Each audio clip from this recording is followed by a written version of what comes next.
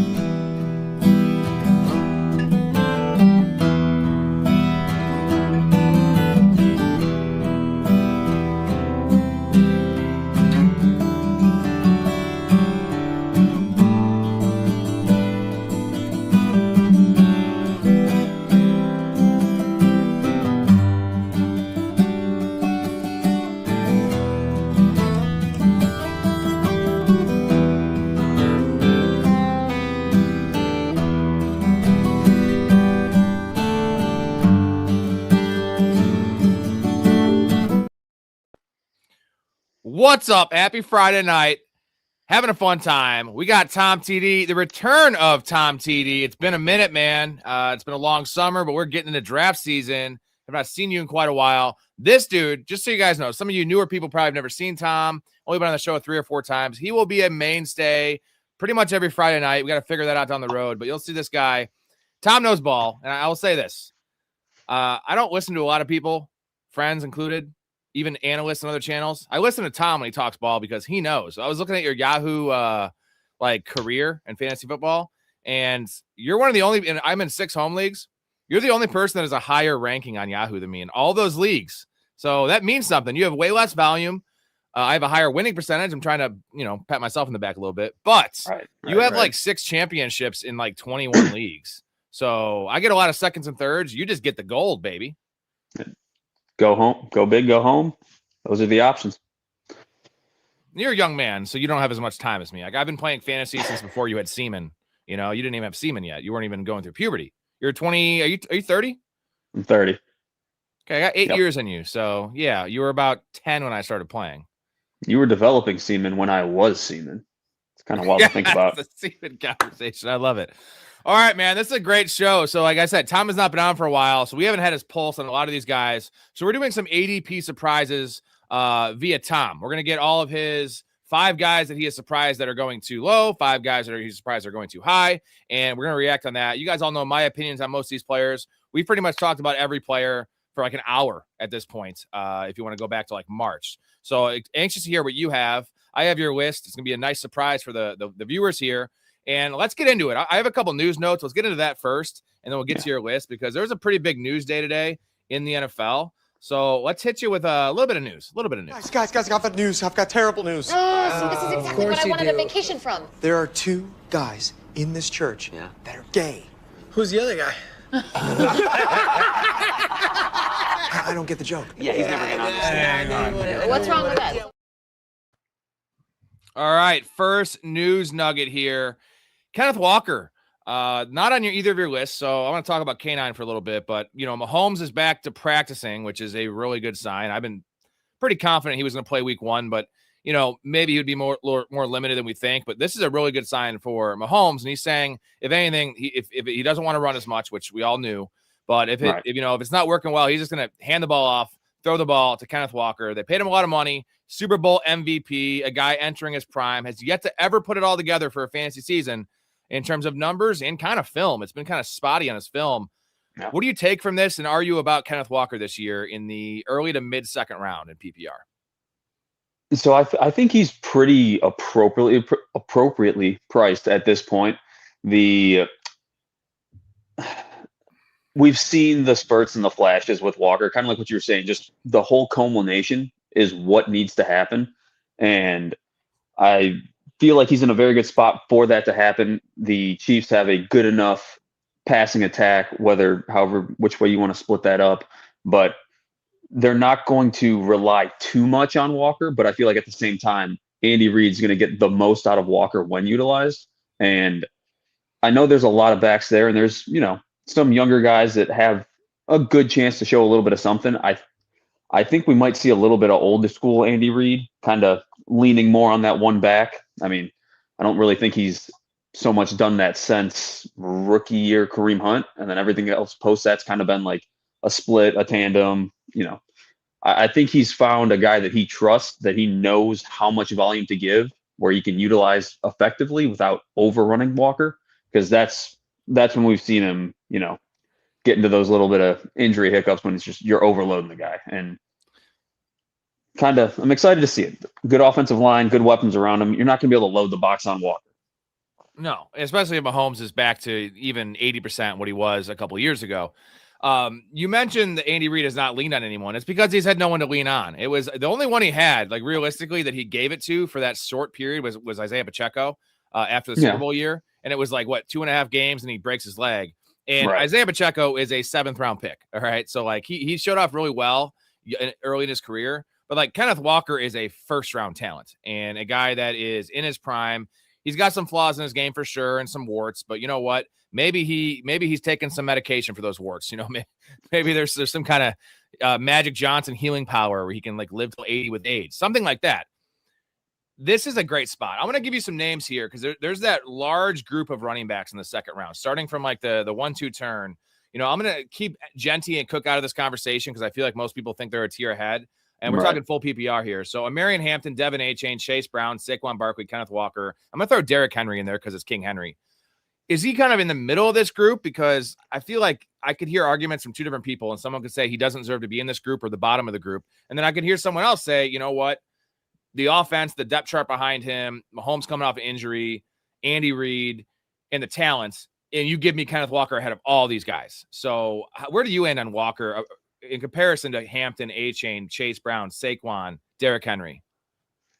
So I think Hampton, with the addition of Mike McDaniels and just how I think that offense is going to operate this year, and just his ability coming from that Shanahan tree to scheme up just a flawless, magnificent run game, I put Hampton above him. The more that I've dove into Chase Brown's numbers, and even with the very slow start last year, when Burrow plays games, and again, one of the things that I always say is, we realize that injury is a real thing, but we don't project that out. So we don't draft scared.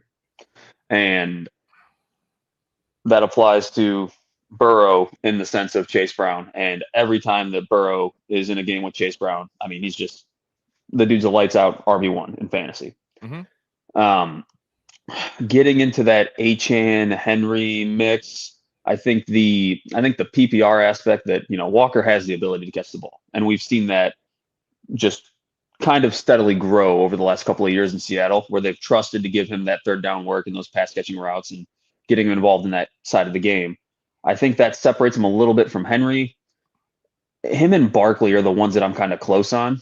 I mean, for full disclosure, Dolphins make me a little nervous this year. I'd take Walker over Achane, but him and Barkley are those 2 that I feel like you're splitting hairs with. I mean, Barkley on that run first offense, he's a little rundown.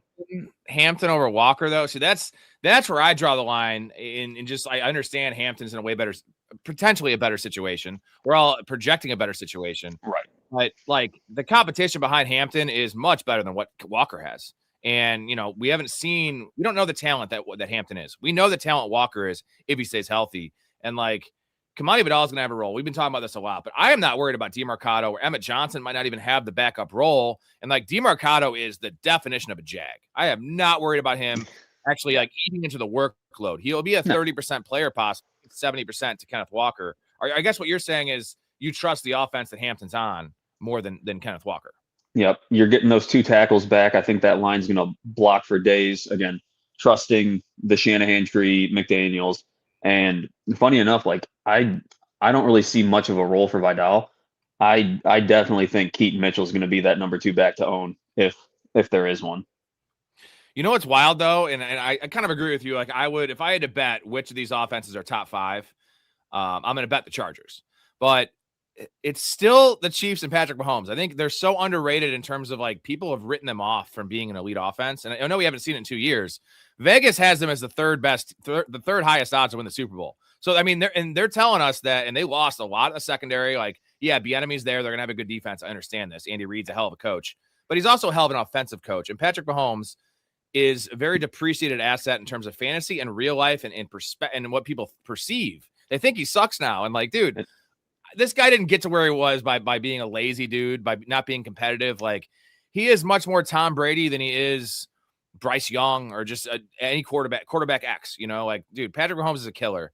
And I think we're all just underrating. So that's why I want to buy into Kenneth Walker, because this offense, I feel like the floor is like 16 to 18. I know that's weird because that's kind of where they've been the last couple of years, but it can't get worse. I know the offensive line isn't that much better. It can't get worse. I'm going to bet on the law of averages that Patrick Mahomes is going to have a top 10 offense again tied to him, at least by the end of the season.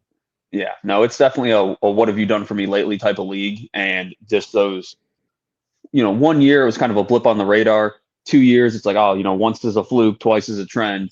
I feel like some people are starting to buy into that mindset of like, this is what the Chiefs are. And like, once you dive into it, like you can pick out all the warts and all of the just individual little mishaps that they've had, whether that be injuries or players getting arrested, suspended, things like that. Some things even potentially still looming. It's like, there's always been something going on with the Chiefs the last couple of years. But prior to that, that's when you saw them humming. That's when you saw like them operating as that top 3 offense. And again, not a lot has changed. So like, as long as you get a full consistent season out of it, like, yeah, he's Patrick Mahomes.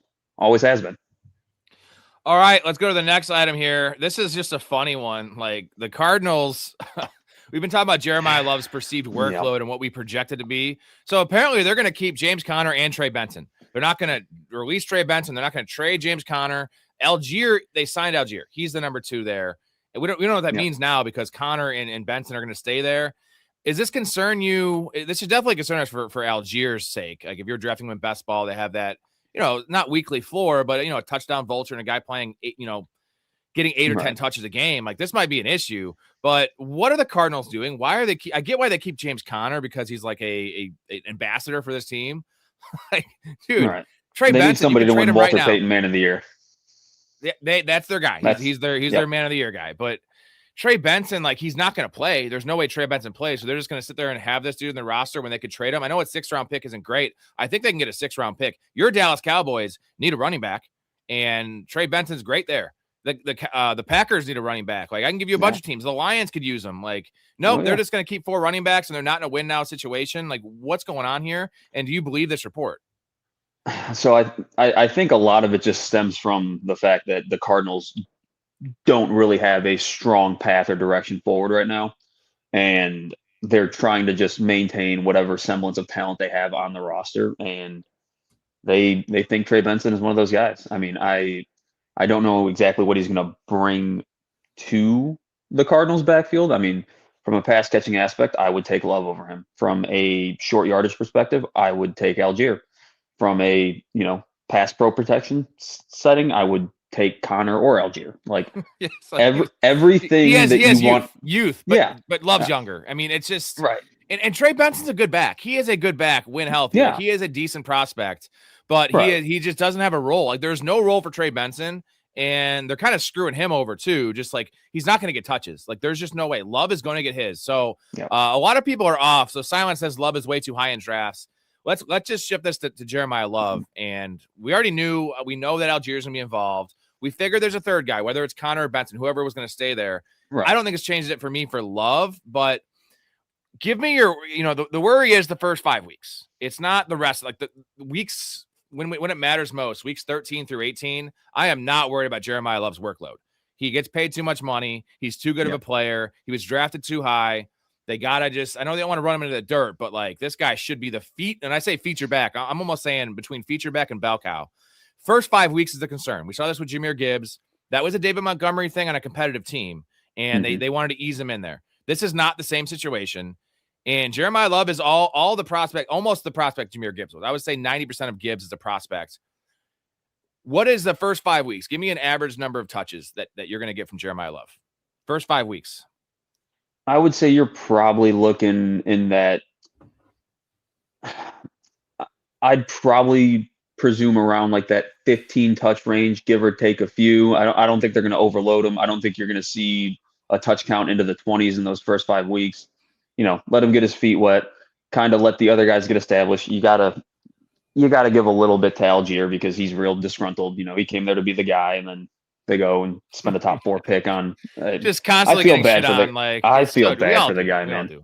I do too, because I love Algier and I want to draft him. I wanted him. I always say this. I wanted him to go to the Titans or a team that needed a running back, and that was I wanted him to the Chiefs. Situation. Bad. There you go. Yeah, the Chiefs. They're going to save some money. 15 sounds about fair. That's where I'm leaning. I'm taking 15 to 17 the first 5 weeks. I've had people on here telling me 8 to 10. I'm like, it wouldn't surprise me that the Cardinals are idiots, but like, dude, he is literally he makes $1 million less a year than Jonathan Taylor on his rookie contract. And the draft capital and the skill, he's so much better. As much as we love Algier, and James Conner is a hero, he's a good dude, like he's a fan favorite, great teammate, still got some juice in his legs. Yeah. He is just so much better than these guys. And this offense needs it, because not saying they have a bad offense, this defense is horrendous. And they have to get the best players in the field they can have. And they want to give some, Jacoby Brissett, they don't have a lot of offensive line there. There's one way to stop the pass rush in this situation. It's having a run game. Keeping the defense honest. And I'm sorry, like the other guys aren't going to do that. Jeremiah Love is a weapon. So I think if it's 15 touches a game, though, the first 5 weeks, I'm totally fine taking him at the 2-3 turn. He probably will be, running back 14 or 15 after 5 weeks. You'll lose a little bit there, but what will you make up in the long run? If he starts getting to 20 touches a game with I'm telling you, it's not a bottom 5 offense. I think it's a top 18 offense personally, just based on game flow and just what they're going to have to do there. 20 touches a game with a talent like this, that's a top 10 running back. The history tells us the guy's going to get 300 touches this year if he stays healthy. And I think 15 touches is fair. Let's move on to the next, the last guy here.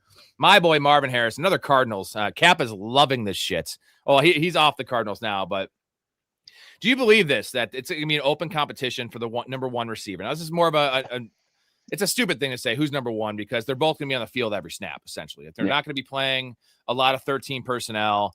Trey McBride's the real answer for number 1 weapon in this passing game, but this might come down to target share, right? And like who's playing X, who's playing Y, who's playing Z, things like that. I'm a Marv guy this year, and I was the biggest Michael Wilson guy last year. Oh, yeah. But you were. And I get that Marvin is going higher than Michael Wilson. It's Marvin's going wide receiver 34, Michael Wilson's going wide receiver 40-ish, so it's like a 2-round gap, but 3-round gap maybe.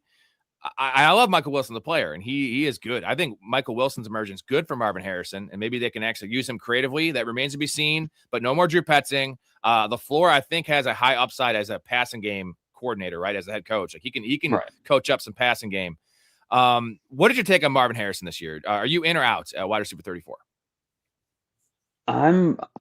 I'm in for the most part, and a lot of it is kind of how we touched on what the Cardinals offense is as a whole and how horrific that defense looks to be. I think you're going to get a Dallas Cincy light type scenario here with the Cardinals, just the fact that they're going to be down in every game, and the fact that they were able to bring back Brissett, who for all intents and purposes showed he was adequate and able to sustain some fantasy numbers last year when you saw, even with Harrison out last year. Well, hold on. I got to stop you here because no one realizes this. And I'm going to spoil an awesome stat I have for hot takes. Okay. Jacoby Brissett, in his games he started last year, was quarterback 6 in points per game. Like, that's straight of fact. You remember how he was a must start? Like, I'm telling you, not quarterback 9, not quarterback 6. And I get it. His volume was just, it's unsustainable. It's not going to happen again. He had 170 yards on the ground and 2 rushing touchdowns and 7 starts. Like, dude, that's pretty good stuff. Yeah. And I don't know. I'm not saying he's going to be a top 6 quarterback. I'm saying getting drafted quarterback 30 is insane. That's why he's one of my most drafted quarterbacks on Underdog right now. But he can move an offense. He's a professional quarterback, a little more mobile than people think. So, and people also forget that it just sucked that Marvin Harrison's injury and appendectomy like coincided with the emergence of this offense from the volume standpoint and everything. It was better. And before he got hurt, though, Marvin Harrison was out targeting Michael Wilson. Now, this is before Michael Wilson's emergence, but he had like 9 targets and 12 targets in the 2 healthy games he played with Brissett last year. Like, that's good shit, man. So I'm taking that's the talent. Volume you need. I'm taking the draft capital. I'm taking a guy with 0 risk. 6th round for Marvin Harrison, 0 risk. I could cut him. I probably won't because I love him, but I could cut him if I wanted to. And I just have to maybe draft a Chris Godwin or something, someone a little safer, instead of taking a shot on a rookie, right? I'll take Chris Godwin. I'll take, a guy like Jacoby Myers instead of a guy like Casey Concepcion, where I want to take Concepcion over Myers all day. But if I have a player like Marvin Harrison, I don't want to shoot from the moon with my first bench receiver. Give me some floor there in case it doesn't work out. So it sounds like you're in. What about Michael Wilson? Are you in on that cost? Because you obviously don't want to draft them both, but Michael Wilson's cheaper for sure and a good player. Right. And now there's, the rumors about it's an open competition for the one and number one wide receiver. And the apparent chemistry that, those two had last season. And once Marv came back, it was still Michael Wilson leading the charge. And it's one of the things that I always say, like once these players break out and everything like that, like it's hard to put the cat back in the bag. And like that tape and that film is out there. I'm kind of curious to see how teams are going to play it. I feel like, from a defensive perspective, when you're scheming against the Cardinals, obviously Trey McBride's the first thing you got to worry about. But when it comes to the outside and perimeter, I think Harrison will strike more fear into teams and they'll try to scheme more coverage towards him versus Wilson. So I do think Wilson has a baked in value that will return decent enough to the point where he's going right now you're not going to dislike taking him there, and you're not going to feel like you're getting cheated. So if I don't get Harrison, I'm depending on my roster build, I'm fine with him. All right, we have one more news item, but one last thing. Like this team, Storey disagree with me, but if you just think about take away Brissett and take away the offensive line, like on this team, Trey McBride, top 2 tight end, and I know Bowers is better, but amazing talent, super steady, and it is still in his prime. Jeremiah Love, not all-time running back talent in terms of prospect, but almost there from what was his combine, especially. Marvin Harrison, top 3 pick, and Michael Wilson, who's a baller. Like, dude, that's a lot to pay attention to. Like, that is a lot. That is in my mind, top 10 offensive skill player talent. Like, you can go through the list. I think it's definitely like more talent than what they have in the Chargers. Ladd McConkey and fucking Quentin Johnson and Amarian Hampton. I'm sorry, it's not as good. Rondé Gadsden, no, it's not the same. Now they have better coordinator, better quarterback, better O-line. I understand that, but just something food for thought. Let's get to this last news item. This is funny. This is great. Also a little sad. Tony Romo, DUI today. OWI, I guess. Did you hear about this? There it is. Look at this picture, bro. Yep. Let me just. This is this the definition of like a drunk man? Like his hair is fucked up. You could tell his face is red. He's happy. Also, the Wisconsin DUI law, dude, this is hilarious. It's not even a felony. It's an OWI, operating while intoxicated, is not a criminal charge and is typically handled as a civil offense, resulting in a citation for $300. Dude, let's all get hammered and go fucking to Wisconsin and drive drunk because it doesn't matter. Apparently, it doesn't matter. That is the most Wisconsin thing I've ever heard in my life. Can you believe that, dude? A $300 fine? Man, if you get caught pissing, you could be a sex offender. And, you get a major fine for that. Like pissing, especially if you actually have to go to the bathroom and you're like, in an alley in Chicago, there's no place that's going to let you go pee. What are you supposed to do? Piss your pants? That's a major crime. But yeah, Tony Romo could just drive hammered and just get away and be happy. Pretty funny though. Like we shouldn't joke about drunk driving, but like this picture's funny. Right. He's not going to lose his job. And I heard he was playing at charity golf events before. So you know what? He had a couple pops on the golf course. And you know what, Tony, you got a lot of money. Just pay for a driver. But although I'll say this, in Wisconsin, it's probably cheaper to just get the DUI than it is to actually pay for a fucking ride share. Right. It's just. Wild. Oh, Tony.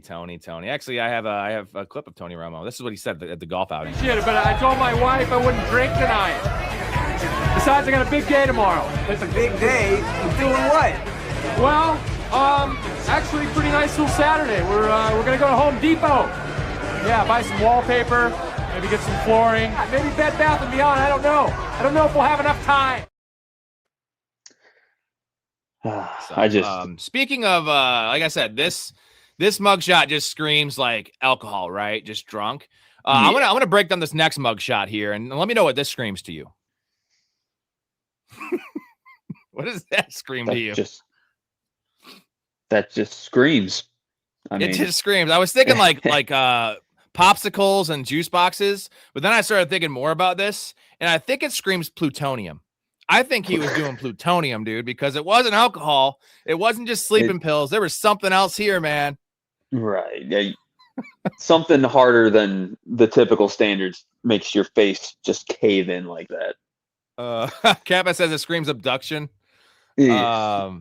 That's just wild stuff. So, hey, after seeing this, though, Tony Romo doesn't look so bad. You're like, all right, Tony, I mean, he's smiling. He's having a good time in there, and it's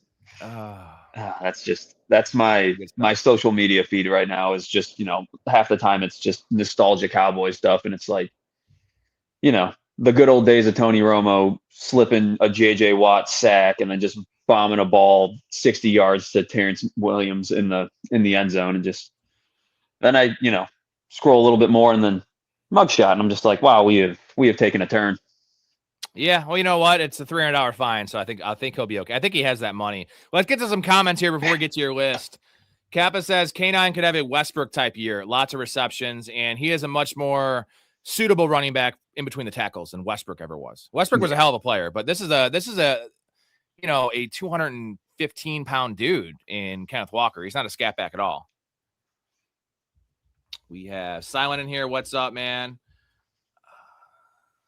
Let's see. Kappa says, I think this is your sign, along with the Cards execs under investigation, to avoid any and all Cardinals this year. I'm buying into this Cardinals offense. It's just because this defense sucks so much, and I know their schedule's hard, but you know what? The volume's going to be there. We saw it last year. Like, they're going to throw the ball, and if they're going to try to run the ball and slow it down, that's good for Jeremiah Love. There's a lot of juice here. I think the players are all undervalued, especially Jacoby Brissett, quarterback 30. What are we doing with that? Like, you want him over Bryce Young, right? Weekly, you want him over Bryce Young? Yes, the passing volume is going to. I mean, quietly, Carolina's put together a good defense, and that plus the division that they're in, like, they're going to be in some games this year where they're not going to need to throw the ball all over the yard. Like, C.J. Stroud goes 6 quarterback spots ahead of him. Like, C.J. Stroud's a better quarterback, but, like, they don't need to throw the ball there in Houston very much because they have the best defense in the league. Yeah. And again, they want to be. Are you worried about the offensive line in Arizona? Which we are worried, and it was bad last year. It's gonna be bad this year. It's not great, but we've seen Joe. I don't compare him with Joe Burrow. We've seen Joe Burrow have an awful offensive line forever and have a 5,000-yard passing season. So it just increases the risk of injury for sure. Right, but again, kind of like what you mentioned earlier, like Brissett is kind of in that Daniel Jones, like, sneaky mobile, where you don't really expect it because he's a bigger, stouter guy, but like, or even like a young Big Ben, where it's like, you know, he's going to slip in the pocket and he's going to do what he can to avoid tackles. So I don't think he's going to be taking shot after shot. So I think one of the reasons that Brissett goes quarterback 30, specifically in best ball, is the way the tournaments operate, like 15, 16, 17 are playoffs. And that's when Brissett would probably lose his job. He might not be playing then. And I'm fully aware of that, but I think there's a better than 50% chance he starts all year. What is your percentage chance that Brissett starts the entire year, barring injury? Let's say getting benched. Like, what are the chances he gets benched at some point in the season? For Carson Beck, 3rd-round pick. I don't like Carson Beck, but he is supposedly pro-ready. That's what they say. I don't believe it. Dude's arm is about as strong as mine is. I would put it at about a 60% that, you know, he maintains the starting job all year. I mean, there is a much greater than 0 chance that this team sputters out the gate, doesn't get going, and, you know, you're staring at 1 or 2 wins 10, 11 weeks into the season. It's like, at that point, you know, the fans are going to be calling for somebody's head, and it's going to be Brissett's. Yeah, that's a mistake, though, because Carson Beck is just not the future. You got to show the people. So Nathaniel Hackett, who is awful. Nathaniel Hackett's awful. He's their offensive coordinator now, but I feel like even an offensive head coach still has to have an offensive coordinator, right? And we don't know who's calling plays there. If Hackett's calling plays, I don't like it. But he'll also get replaced as a play calling duties like early on. Are you worried about the Nathaniel Hackett thing? Because he is terrible. But the floor is the mastermind of this offense, right? He's going to take control of this shit. Tell me that's so. Right. And the way that I've justified it to myself, because again, I'm not out on every Cardinals piece. It's it's going to be LaFleur's offense, which is an extension of the McVay tree.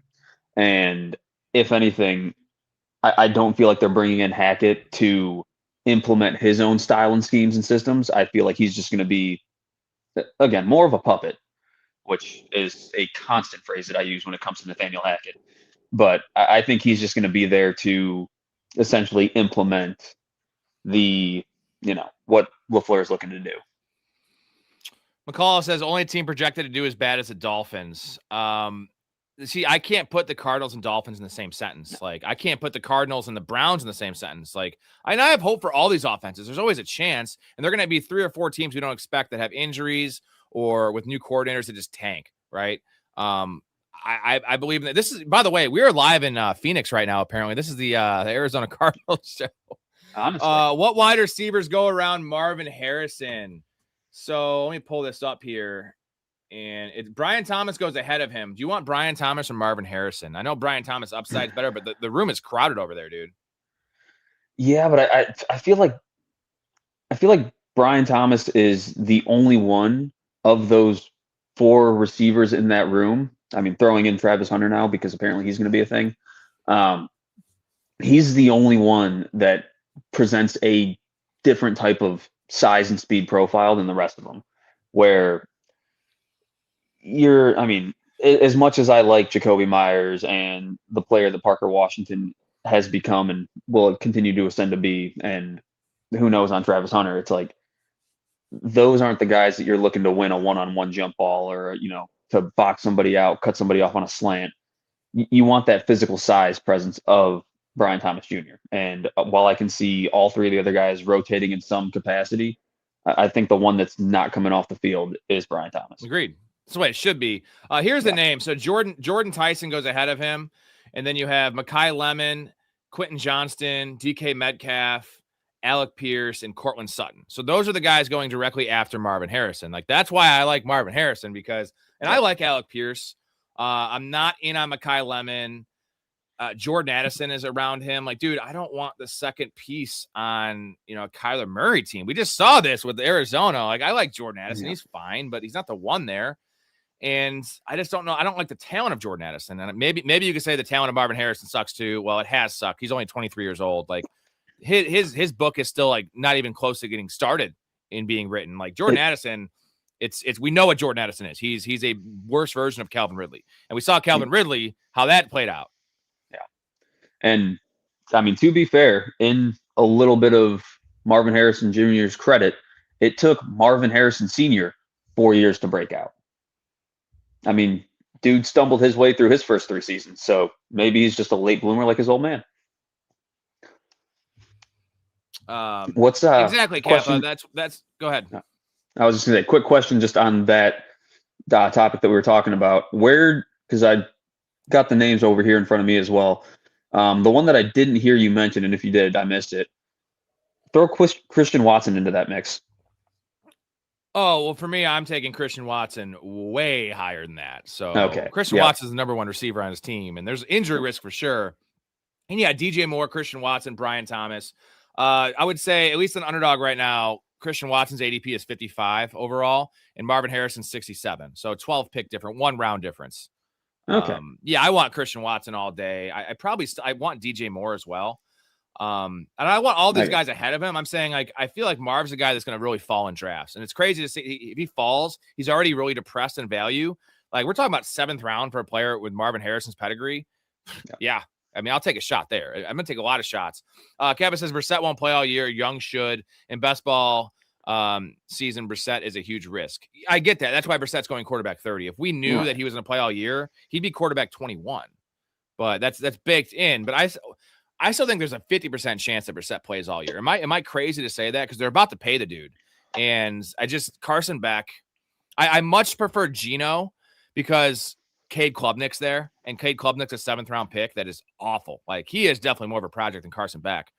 So I definitely feel like they will be, they're not going to bench Geno unless he flips off like 3 more fans or he gets hurt. Like, so Geno has more of the longevity aspect, but I actually prefer Brissett week to week over Geno. I like both these guys, and I drafted a bunch of both these guys. Maybe it's a bad strategy, but I think in best ball, if you're looking for an edge, late quarterback, and I'm not taking these guys as my 1. I'm taking these guys as my 3. All right. I think we're caught up here, and let's get to your segment. I'm going to hit you guys with the intro, and then we're going to get back with Tom's undervalued, overvalued ADP surprises. See you guys in 30 seconds.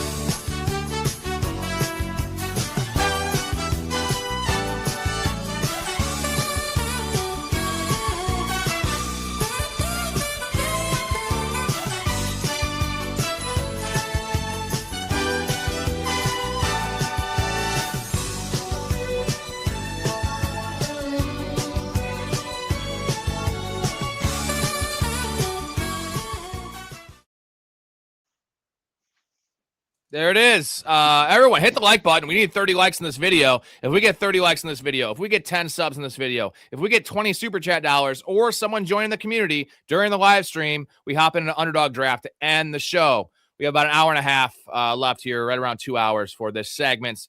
Looking forward to it, man. Let's start off with the players that you think are going too high, that are overvalued. Number 1. Do it. Devon Achane, this is running back 8. Why do you hate Devon Achane so much? Well, it's a handful of things. Over the last 2 seasons, Achane was averaging 21.5 points per game with Tua, and in my bad, Achane. I was on my wrong set of notes. You good? Get this up here. Yeah. So Devon Achane averaging 21.5 points per game with Tua and 10.2 points per game without Tua. Now, Willis will be a better passer than the hodgepodge of backup quarterbacks and, everything that Miami rolled through there. But he'll also have more designed runs. So I feel like he's going to potentially eat into a handful of carries. I see him getting roughly 8 to 9 carries on average between design runs and scrambles. So one, you're eating into a little bit of his groundwork, and then going into Willis as a passer, you've got a small 6-game sample size, but he averaged over those 6 games that he started, he averaged 17 passes per game. 18 if you just want to focus on the Green Bay ones, because that's the coaching staff and they know his limitations. They know, where he's good, how to manage and use him, the best way that they did in Green Bay. And in Green Bay, that's not a very high-powered passing offense. I mean, I think Love averages around 25 passes per game. Now, one of the big things where Achane makes a lot of his money in fantasy is in the receiving game.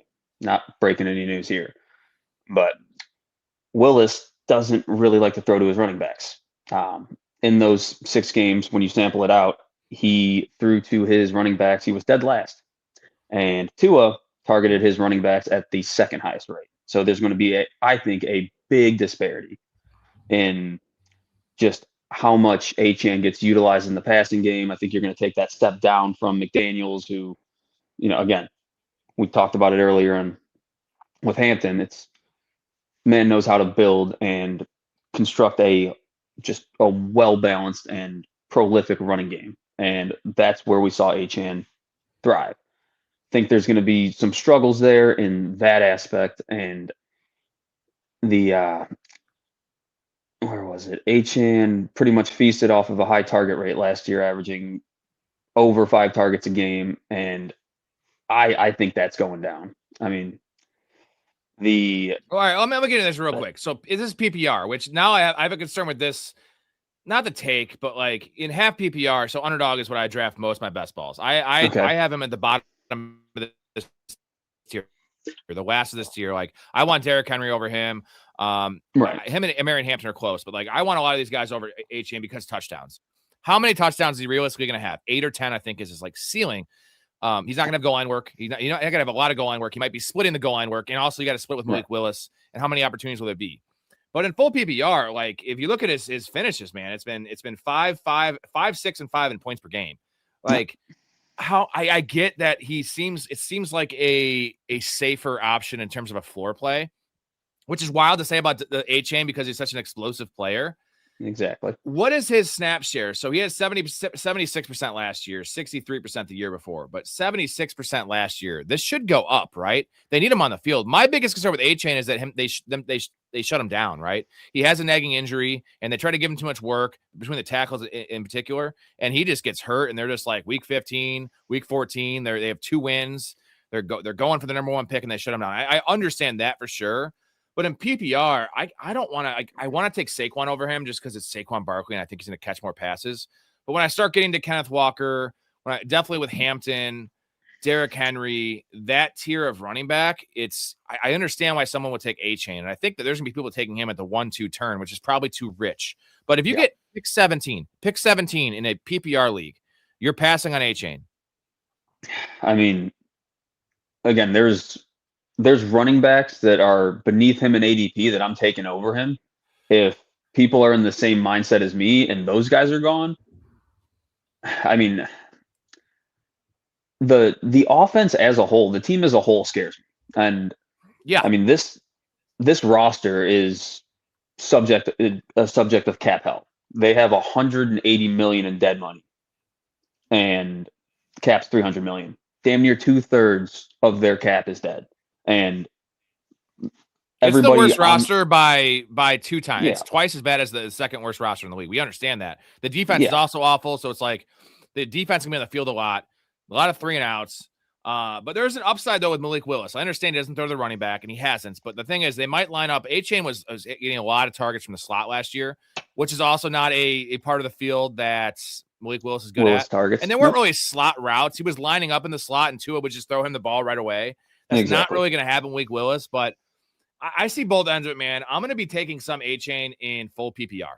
But if we're talking about half PPR, he's got to be almost a second-round pick for me. And that I think he's the biggest definition of a mover in terms of what your scoring system is, right? Oh, yeah. I mean, again, him and Henry are 2 polar opposites in the same factor as far as going from full PPR to half PPR. All right, let's go to your next name. It is Mr. Sam Laporta, tight end 8. And again, this is all PPR, guys. Why do you hate Sam Laporta's ADP? Because I think people are still chasing the ghost of Laporta's rookie year. And I think the public perception is a little inflated just from what happened 3 years ago. And like the biggest thing that I caution is how down tight end scoring was that year that Laporta finished first and, had those 10 touchdowns that he was boosted up by.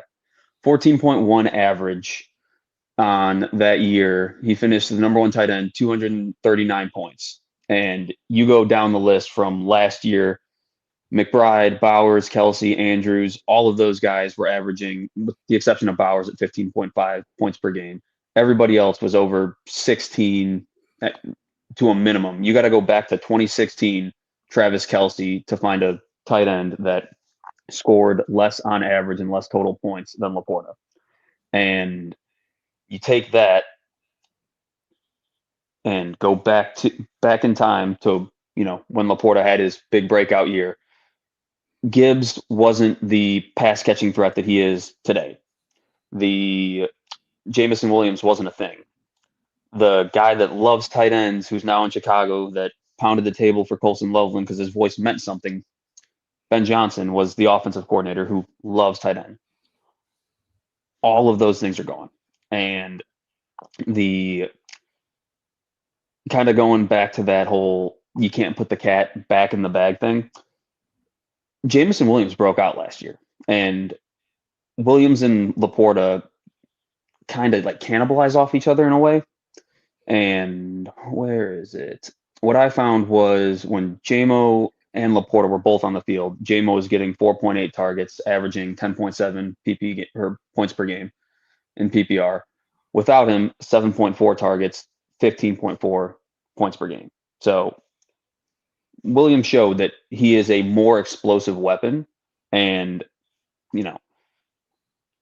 from the offensive coordinator position, and I know the whole, Dan Campbell was calling plays, blah, blah, blah. Again, cat's out of the bag with Jameson Williams. And if you put me in that offensive coordinator position, Amon-Ra St. Brown, a better weapon that I'm going to scheme up before Laporta. Jameson Williams, now a weapon that I'm getting the ball to before Laporta. Jahmyr Gibbs, same thing. And it's just the only thing that I'm even a little bit skeptical on is the fact that Drew Petzing's there now, and from the Shanahan tree, used Trey McBride back in Arizona, but that was not a necessity though. They had nothing else. And exactly. I hesitate to use the tight end whisperer term because it's a weird term to use in general.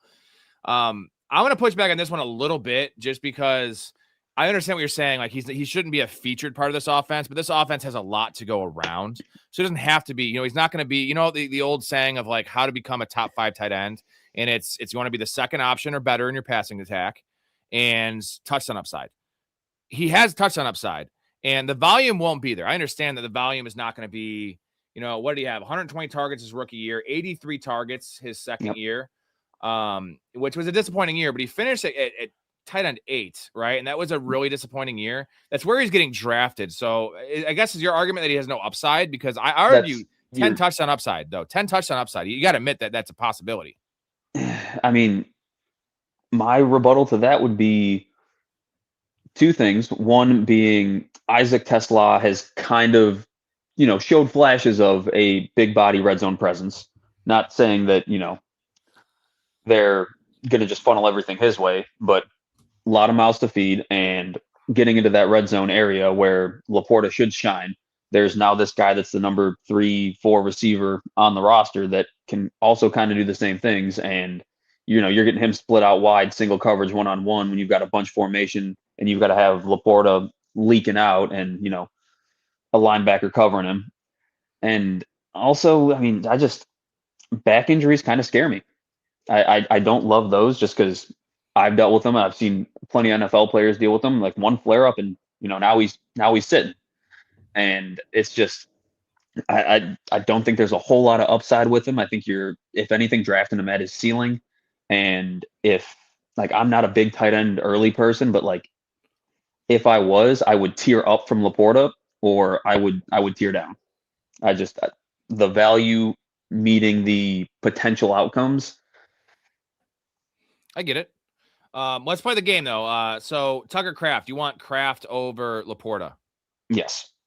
Okay. And you mentioned injuries. Like he's coming off an actual ACL, but I'm a Tucker Kraft guy. I agree with you there.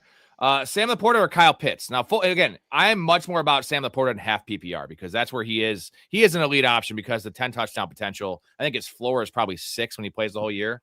Kyle Pitts is more of a volume guy, more of a PPR guy. You want Sam Laporta or Kyle Pitts? They're going pretty much back to back.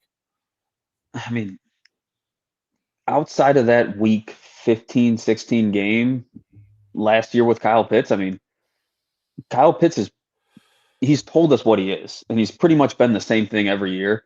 The consistency and again, part of this is just how I view the tight end position, because I typically tend to punt or try to tear down. I don't go for the big guys.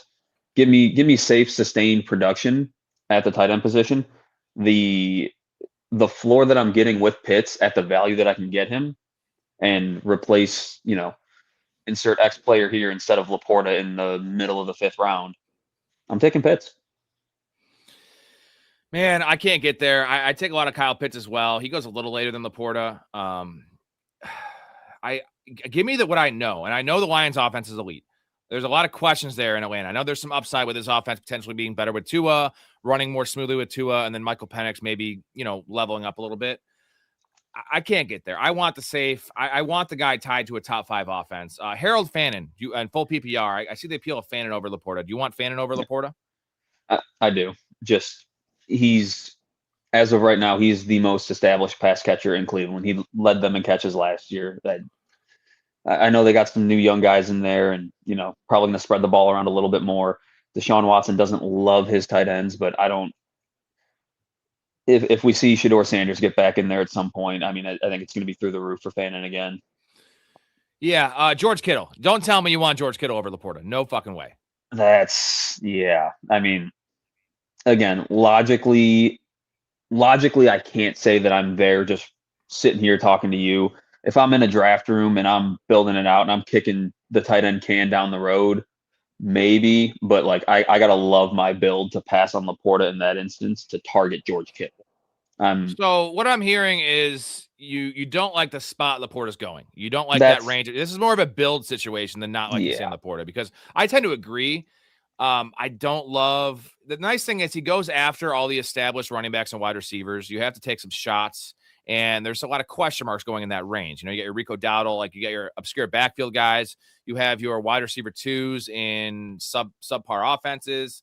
I like to trust it. I'm going to be pretty fair with drafting Sam Laporta this year. I'm not going to reach for him, though. Let's move on to your next guy. I think, okay, I'm going to push him back a lot in these first two guys, definitely on Laporta. I'm not going to push back on this one because it is George Pickens, wide receiver 10. You see what Tom's wearing here.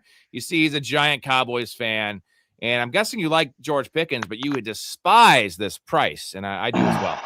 Yeah, when you went back and you look at it last year, Lamb was out for a month in the first half of the year. And in the time of no Lamb, Pickens was the number one scoring wide receiver in that time frame. 24.2 points per game is what I came up with from week 7 on when Lamb was back. Dropped all the way down to the number 12 wide receiver and lost about 7 points per game on average. And all of that was coinciding with a historically bad defense. And on top of that, I mean, it's not a major factor, but insert the slight emergence of Ryan Flanoy, who he's not going to impact like Pickens' targets or his role or anything like that. But it's, you know, it's another guy that just is a reliable pass catcher that Dak will look at and, you know, check it down. And early on in Dak's career, like the whole, you know, you got to funnel the ball to Dez. Dez is your big X and there's nobody else around. It looks like, well, Terrence Williams was getting a lot of work. Cole Beasley was getting a lot of work. Jason, like, he wasn't like just dialing in on one guy. Now I think he's, you know, grown a little bit as a passer since then. But again, if Florino is out there flashing and getting open, like I think he's going to get the ball. And you've got I'll say there's still a little bit of the whole, you know, does Pickens have his head on straight? There was a couple of years or a couple instances last year where, you know, it looked like he was kind of giving up, not trying his best, his hardest, so on and so forth. Like I don't want to I want to say he's growing up as a player, but there's still a little bit of that out there.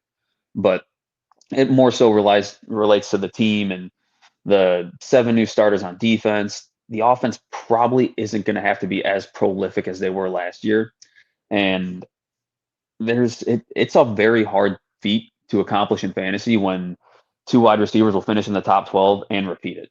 I think it's only happened once or twice when you've had in the last like 15 years when you've had 2 receivers on the same team finish. I know Thielen and Diggs did it in back-to-back years, and I want to say there was one more, or the Bengals guys were close, but one of them's going to fall off, and I think it's going to be Pickens. I think he's going to feel that squeeze of the target share coming down a little bit on his end, and them just not being in shootout after shootout. So it's tough to say. It hurts me because I was a Pickens truther last year, and I thought he was going way too late. Same. Well, and it worked, right? But right. But wide now it's the receiver inverse. 10, like where? So I want to look at this game log real quick, like you mentioned. So, you know, he started off really slow, especially week 1, opening night there against the Eagles. But once CeeDee Lamb went down, look at the target numbers, dude, and the yardage numbers. Like you see, you know, 134, 57, 168, 82, 78, 79, 144, 146, 88. And then after that 88, we got 37, 33, 130, 78. And I'm not going to count week 18. But, you know, the targets went down, the receptions went down. For me, it's like wide receiver 15 seems fair. I would take him like Chris Olave and George Pickens is an actual discussion for me. I get that. Yeah. But Chris Olave goes, you know, 9 picks later, 10 picks later in the middle of the 3rd round where you essentially take Pickens in the end of the 2nd round, 2-3 turn. Yep. I love Pickens. He made me a lot of money last year. I loved him coming out of Georgia, been a big fan. And this should be his best situation, not in terms of quarterback and an ecosystem, which it was last year and it will be this year. His best situation for himself, where it's like, if there was ever a year where he's going to grow up and buck up, a lot of money's on the line for George Pickens right now. And I said this the other day, like teams aren't going to look at his numbers as much as they're going to look at the body language and the optics and things like that. So if he's buying in and he is blocking and he is, is selling his routes when he knows his number is not going to get called, teams are going to look at that. If he just has 75 for 1,007 touchdowns, which won't come close to wide receiver 10, he'll get Alec Pierce money. He'll get more than Alec Pierce money. If he has the same year as last year, but he has these same 2 or 3 games where he is just checked out and he's crying, he's getting personal fucking personal foul penalties and shit like that. That's what he's got to clean up. But wide receiver 10 is wild to me. And a guy, like you said, you love him. You're a Cowboys fan. We made a lot of money on Pickens last year. Yeah. Doesn't mean I have to draft him this year. The cost is just insane. And if that's the case, if Pickens and CeeDee Lamb meet their ADP, we should be drafting Dak Prescott at quarterback 5. You know what I mean? He should be drafted where Caleb Williams is getting drafted. And, we should probably be doing that already because Dak Prescott's awesome in fantasy. And as much as we think this defense is taking a step up from shit is still like lesser shit. It's not going to be a good defense, but it's not going to be the fantasy circus team we've seen years prior. Right. And that's what I got to remind people because, I talk to my buddies or my people in my circles that I run with, and it's the new Christian Parker scheme. They're doing a whole bunch of stuff, things differently, 7 new players on defense, blah, blah, blah, like drastic leaps and bounds ahead of where they were last year. But it's like they were the 35th ranked defense last year. So, they're jumping up 10, 12 spots. Like I expect them to be like the 21st, 22nd ranked defense. I mean, they're still going to be a bottom half of the league defense, but I think it's going to be to the point where you're not chasing points right off the rip. You're going to be in more of a neutral game script throughout the first half, 3 quarters. And then, if the game gets a little out of hand there at the end, you're going to start passing, but it's not going to be all systems go, air raid assault from play 2. So fantasy football, the way I look at it, the way everyone should look at it, is a game of probabilities. If we can guess these probabilities correctly and get on the right side of these probabilities enough, we will make the playoffs. And then if we keep on doing that, we will win our league or get top 3. That's what we want to do around here. So as much as we just shit on Pickens, there is a world this works out. And it doesn't have to be CeeDee Lamb. Ideally, if CeeDee Lamb gets hurt, we saw what the upside is. But we're not going to bank on this at all. CeeDee Lamb is a warrior. People think he's injury prone. Dude, he plays really tough. A lot of guys can get hurt. Not going to call him injury prone. But there is a world, and I'm going to kind of draw the parallel to Davante Adams last year. And I'm not trying to call George Pickens Davante Adams because Davante Adams is a top 10 receiver of all time, and George Pickens has one half of a good year in his career. But the way this works out is George Pickens catches 14 touchdowns. If he catches 14 touchdowns, and I know Davante Adams wasn't wide receiver 10 last year with his 14 touchdowns. That's because he literally had 700 yards receiving. And George Pickens will have much more volume, yards, catches, targets than what Adams was getting. Because CeeDee Lamb's a target hog. He's not Puka Nacua target hog. No. But if he has, he could have 75 catches, 1,100 yards or 1,000 yards. But if he has 13 or 14 touchdowns, now he does meet this. But what is the probability and likelihood of that happening? Dak needs to throw about 35 or 40, which he's never done. Dak has somehow only thrown 33 for his max, which is kind of weird because you would thought Dak would have a 40 touchdown pass season by now. Yeah. And the other thing that, and I know this isn't Dak Prescott oriented, but he's, you used to be able to pencil in 400 yards and 6 rushing touchdowns his first 3-4 years of his career. And he's gotten away from that as well.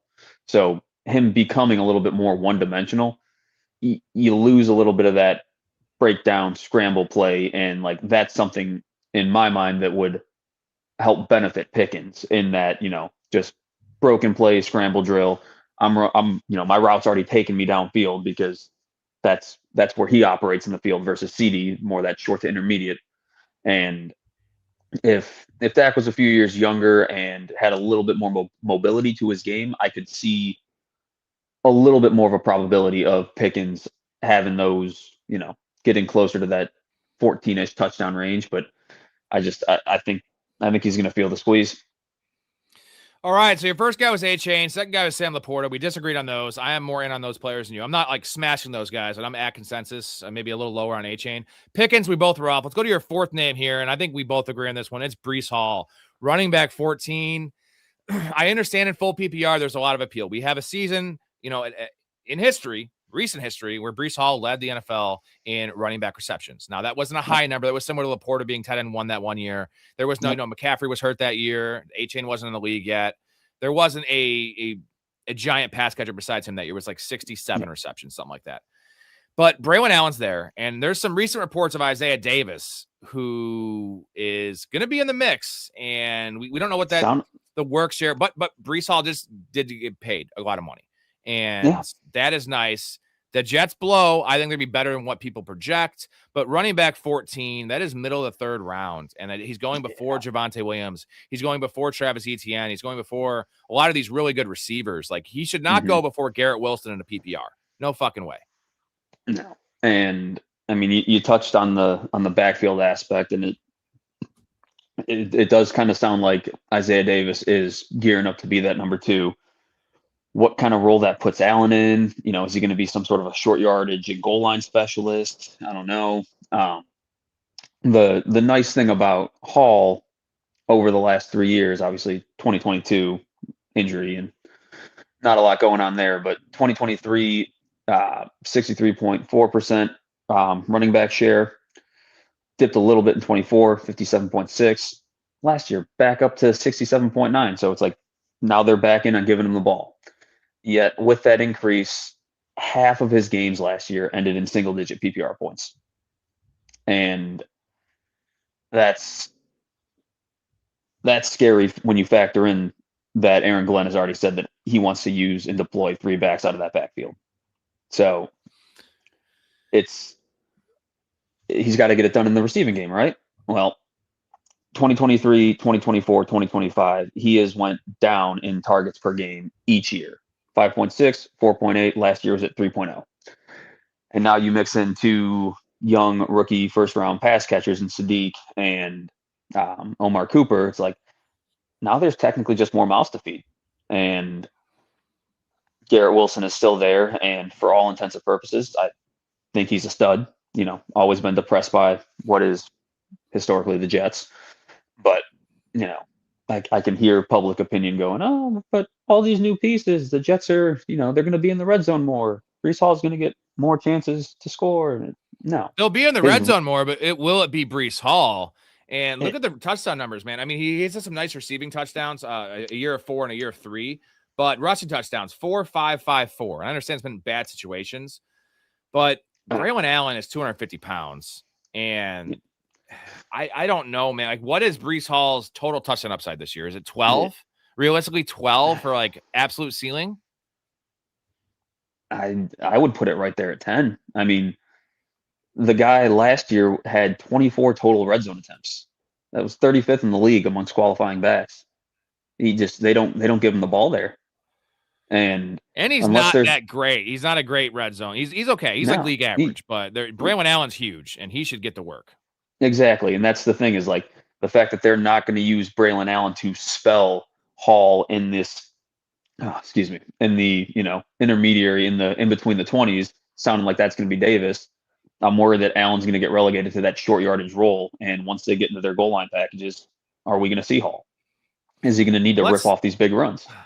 Let's look at it. And you know what? He's been a little zapped of athleticism in terms of his long speed since that ACL. Well, let's play this game because, again, any of these players are fine at certain costs, and we just don't like the cost of these guys. But, you know, we said with Pickens, there's a chance he does meet wide receiver 10. It's a 10 to 20% outcome. I think Breece Hall has a higher percent outcome to meet his ADP than someone like George Pickens. What would the snap share? Let's just break it down like this. Not so much the goal line, the allocation, because that's something we're not going to know.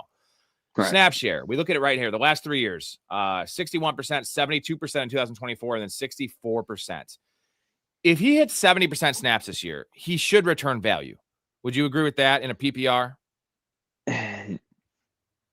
Yeah, no, if he's getting on the field 70% of the time, I feel like he's got to see enough of a target share in the passing game that's going to help elevate his floor. I'm struggling to see how he confidently gets to 70%. I mean, I think he's going to be mid-60s. And yes, 64% is not enough. I mean, look at last year, 243 carries. It was 36 receptions, so it was 270 touches. He has to, if he hits 300 touches, he will meet his ADP. But that is a risky proposition when you have, let's just take Isaiah Davis out of this and have him as like the 10% player. But Braylon Allen should get 20% of this backfield. That's right at 70 right there. Easily. And there's just a lot of questions. And I like the talents. I don't think he's ever lived up to the first round grade there that he came out. I like him. I feel like he was underrated for a while. I think now like we're overrating Breece Hall's talent just a smidge.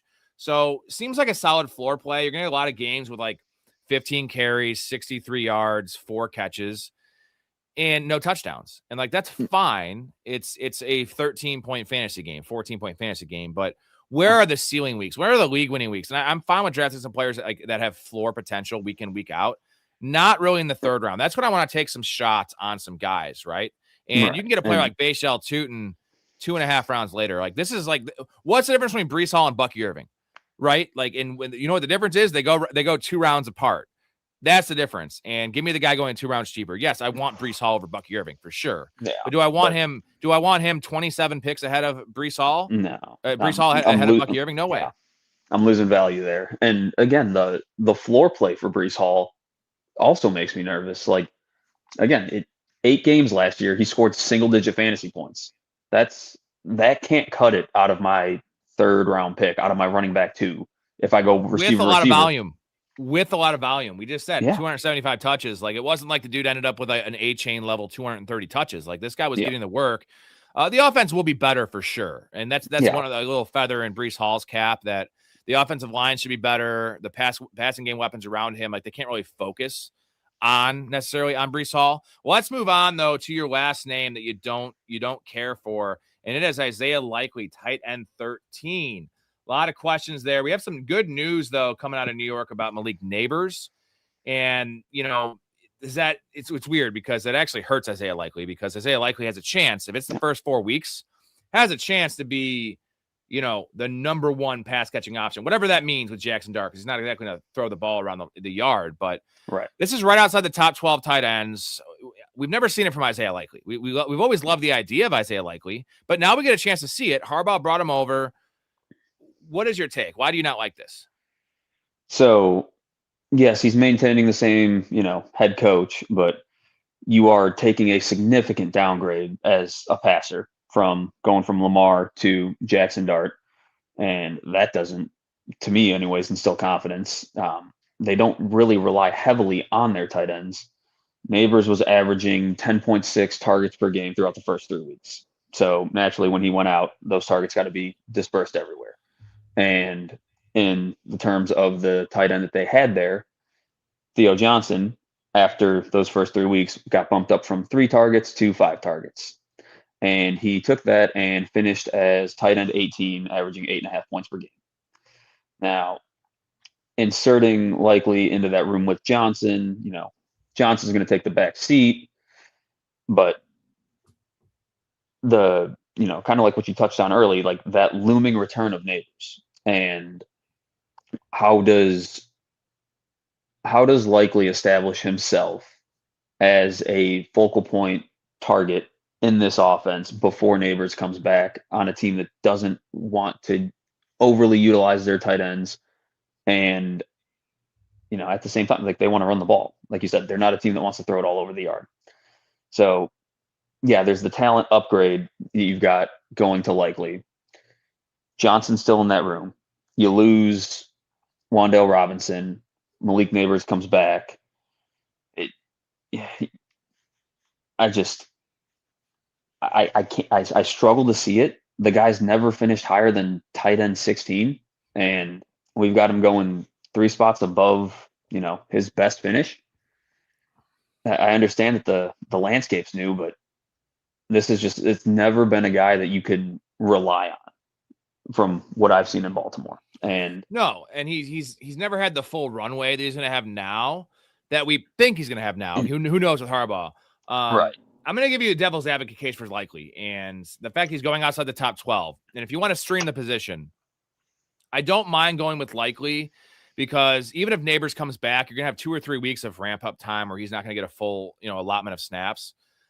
I do believe Isaiah Likely will have his best weeks, and it's weird to say for a guy going to a new team, but his best weeks should be the early part of the year. So, like, that's a fine guy to go. When you're playing the streaming game at tight ends, yeah, you hope the guy works out, but oftentimes it doesn't, and you pick up, Harold Fannin from last year, a guy like that. And at least I do like his early season production profile. But personally, what I don't like about it is that Mark Andrews, and I understand this is PPR, and Mark Andrews is not really a PPR merchant anymore, but Mark Andrews is going 2 spots after him. Give me Mark Andrews with a very narrow target tree there in Baltimore, tied to a rebound potential MVP FU tour from Lamar Jackson. What is Jackson Dart's passing touchdown ceiling this year? 24, 22, maybe? I mean, maybe not even, because the rushing stuff and Cam Scatterbo is going to have a lot of touchdowns. This offense is probably not going to be top 15. What is Lamar Jackson's passing touchdown ceiling? Well, we've seen it in both of his MVP years. It's 35. It's 35 touchdowns, and Derrick Henry ain't catching any of those. Zay Flowers is allergic to the end zone. Rashad Bateman's a geezer. Now you don't have Isaiah Likely there to kind of pair this conversation together. Mark Andrews might have more receiving touchdown upside than Jackson Dart does passing touchdown upside. I mean, I'm joking, of course, but he could get 50%. He can get 11 touchdowns. We've seen this with Mark Andrews time and time. So give me Mark Andrews over Isaiah Likely all day long. And actually, you know what? Real quick, I have a guy I want over him. Little new segment. I got to talk about the guy every show. We're talking about tight ends. I'm going to see what you think about this guy.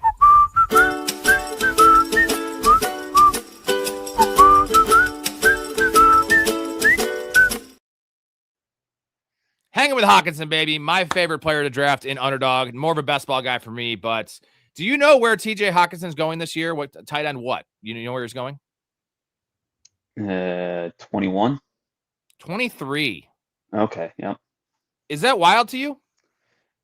It is, because just lay of the land, pull your, above average NFL fan. There's not 22 better tight ends than TJ Hawkinson in the league. And, you factor in the team that he's on, and Kyler Murray. Yeah, there's some question marks around that team that, we might get into a little bit later, but the guy's, he's old, reliable. He's an Iowa tight end. He is the epitome of the tight end position, an Aldi brand version of a George Kittle, if you will.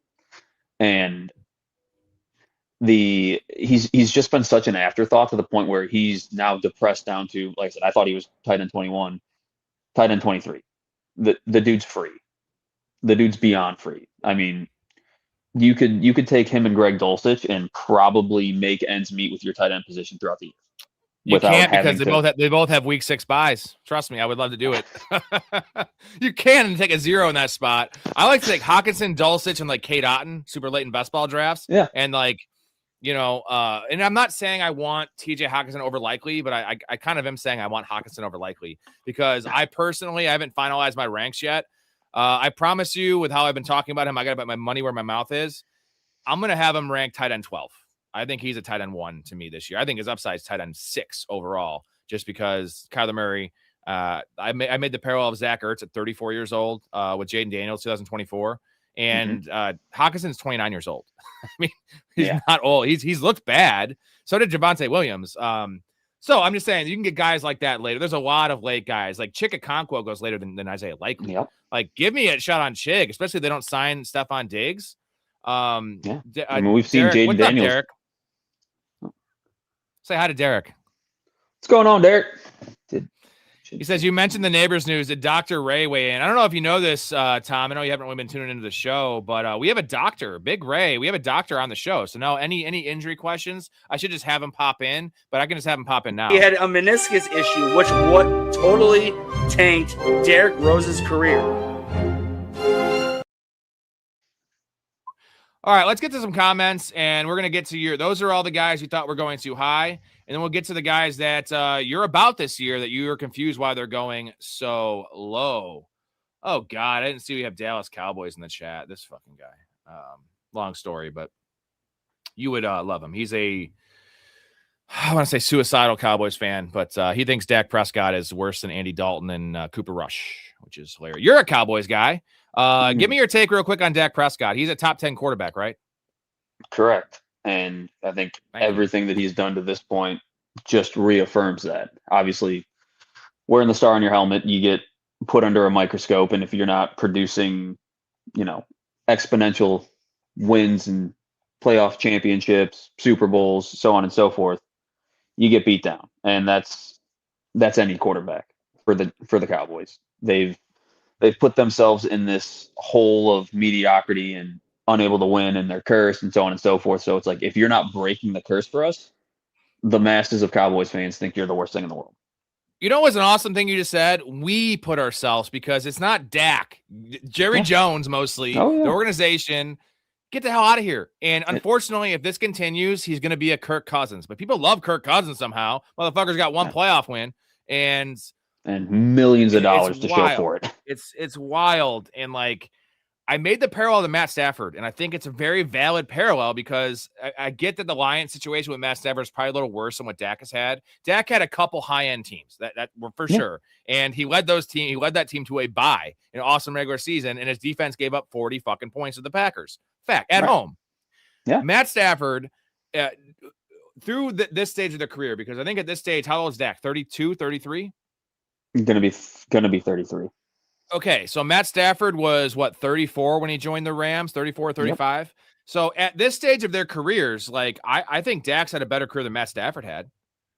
You know, numbers-wise. And you know what? Point, you know who Matt Stafford had? A little guy named Calvin Johnson. I think people forget Calvin Johnson's a top 5 receiver of all time. Like, he would have been a top 3 guy if he actually played past age 30.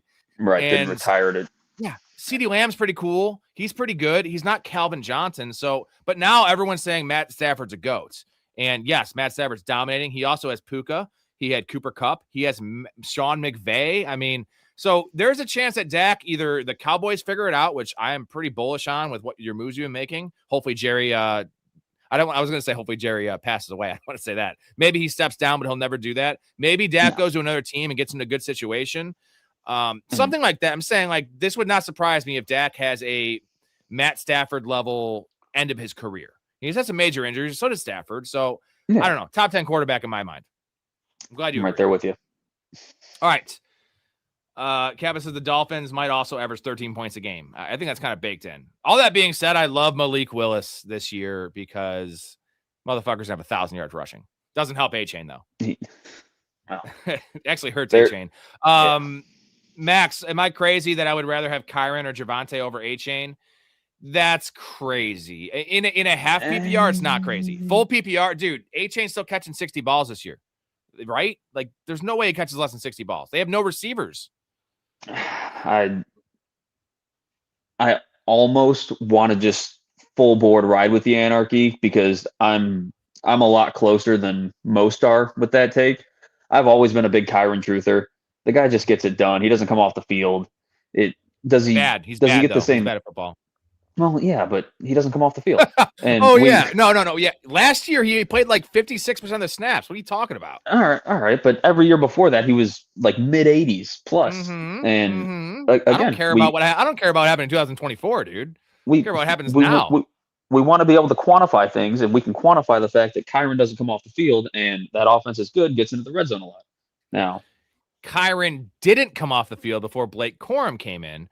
Blake Corum's the better running back, better runner, for sure. Better pure runner, sure. They trust Kyron more. That's not concerning to you that there's a better runner in his backfield? Yes, better pass blocker by a mile, and I'm going to say a little bit better receiver.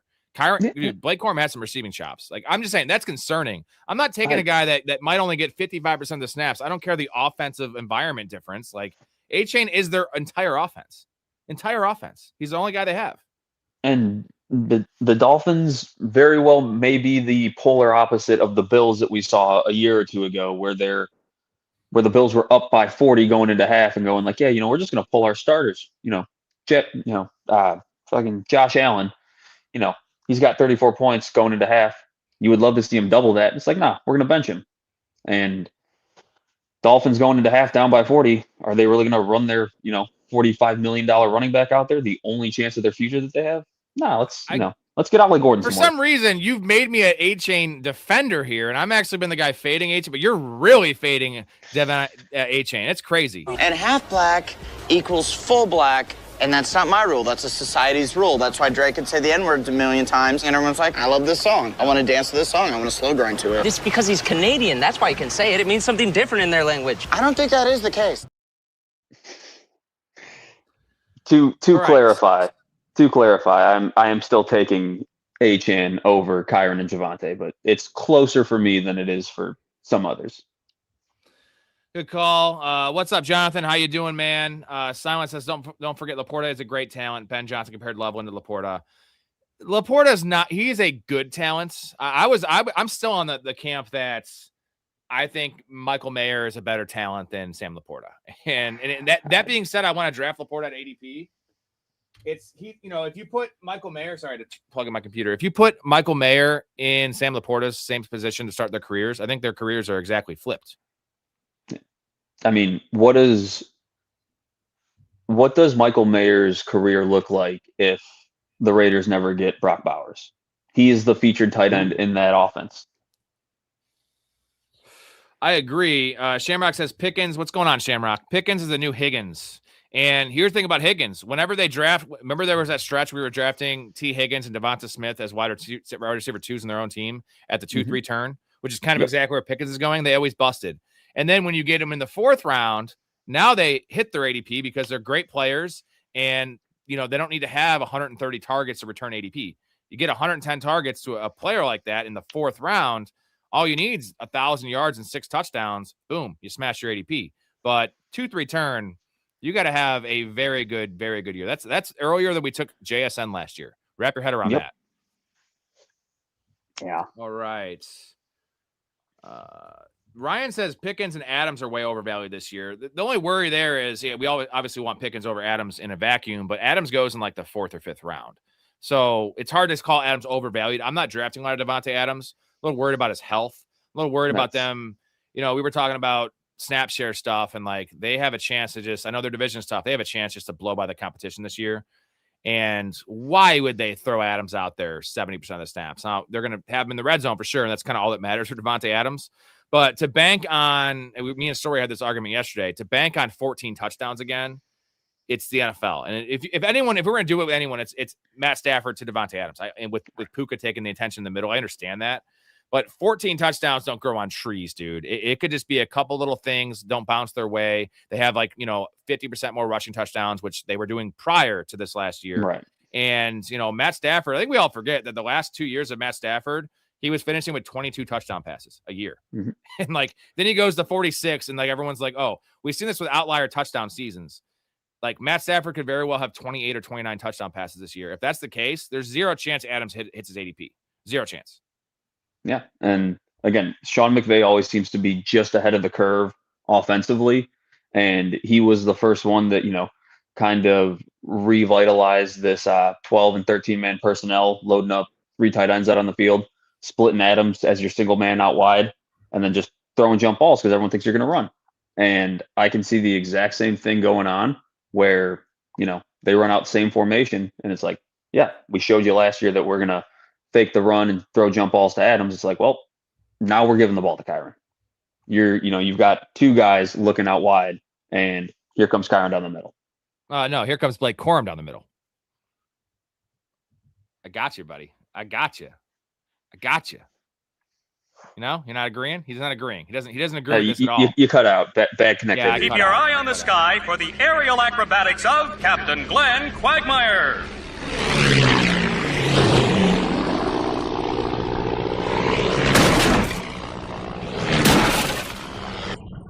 Whoa, gonna need some help here. All right.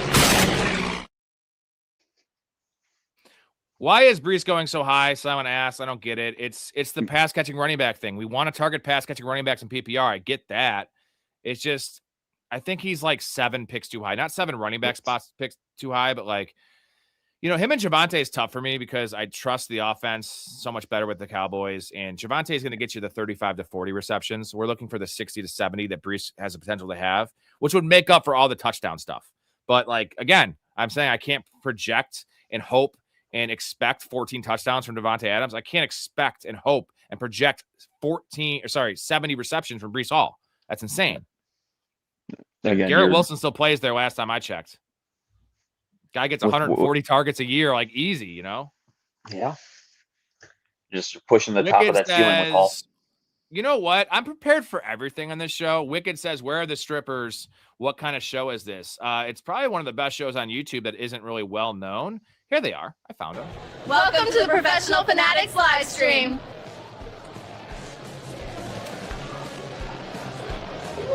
That's one way to kick it off.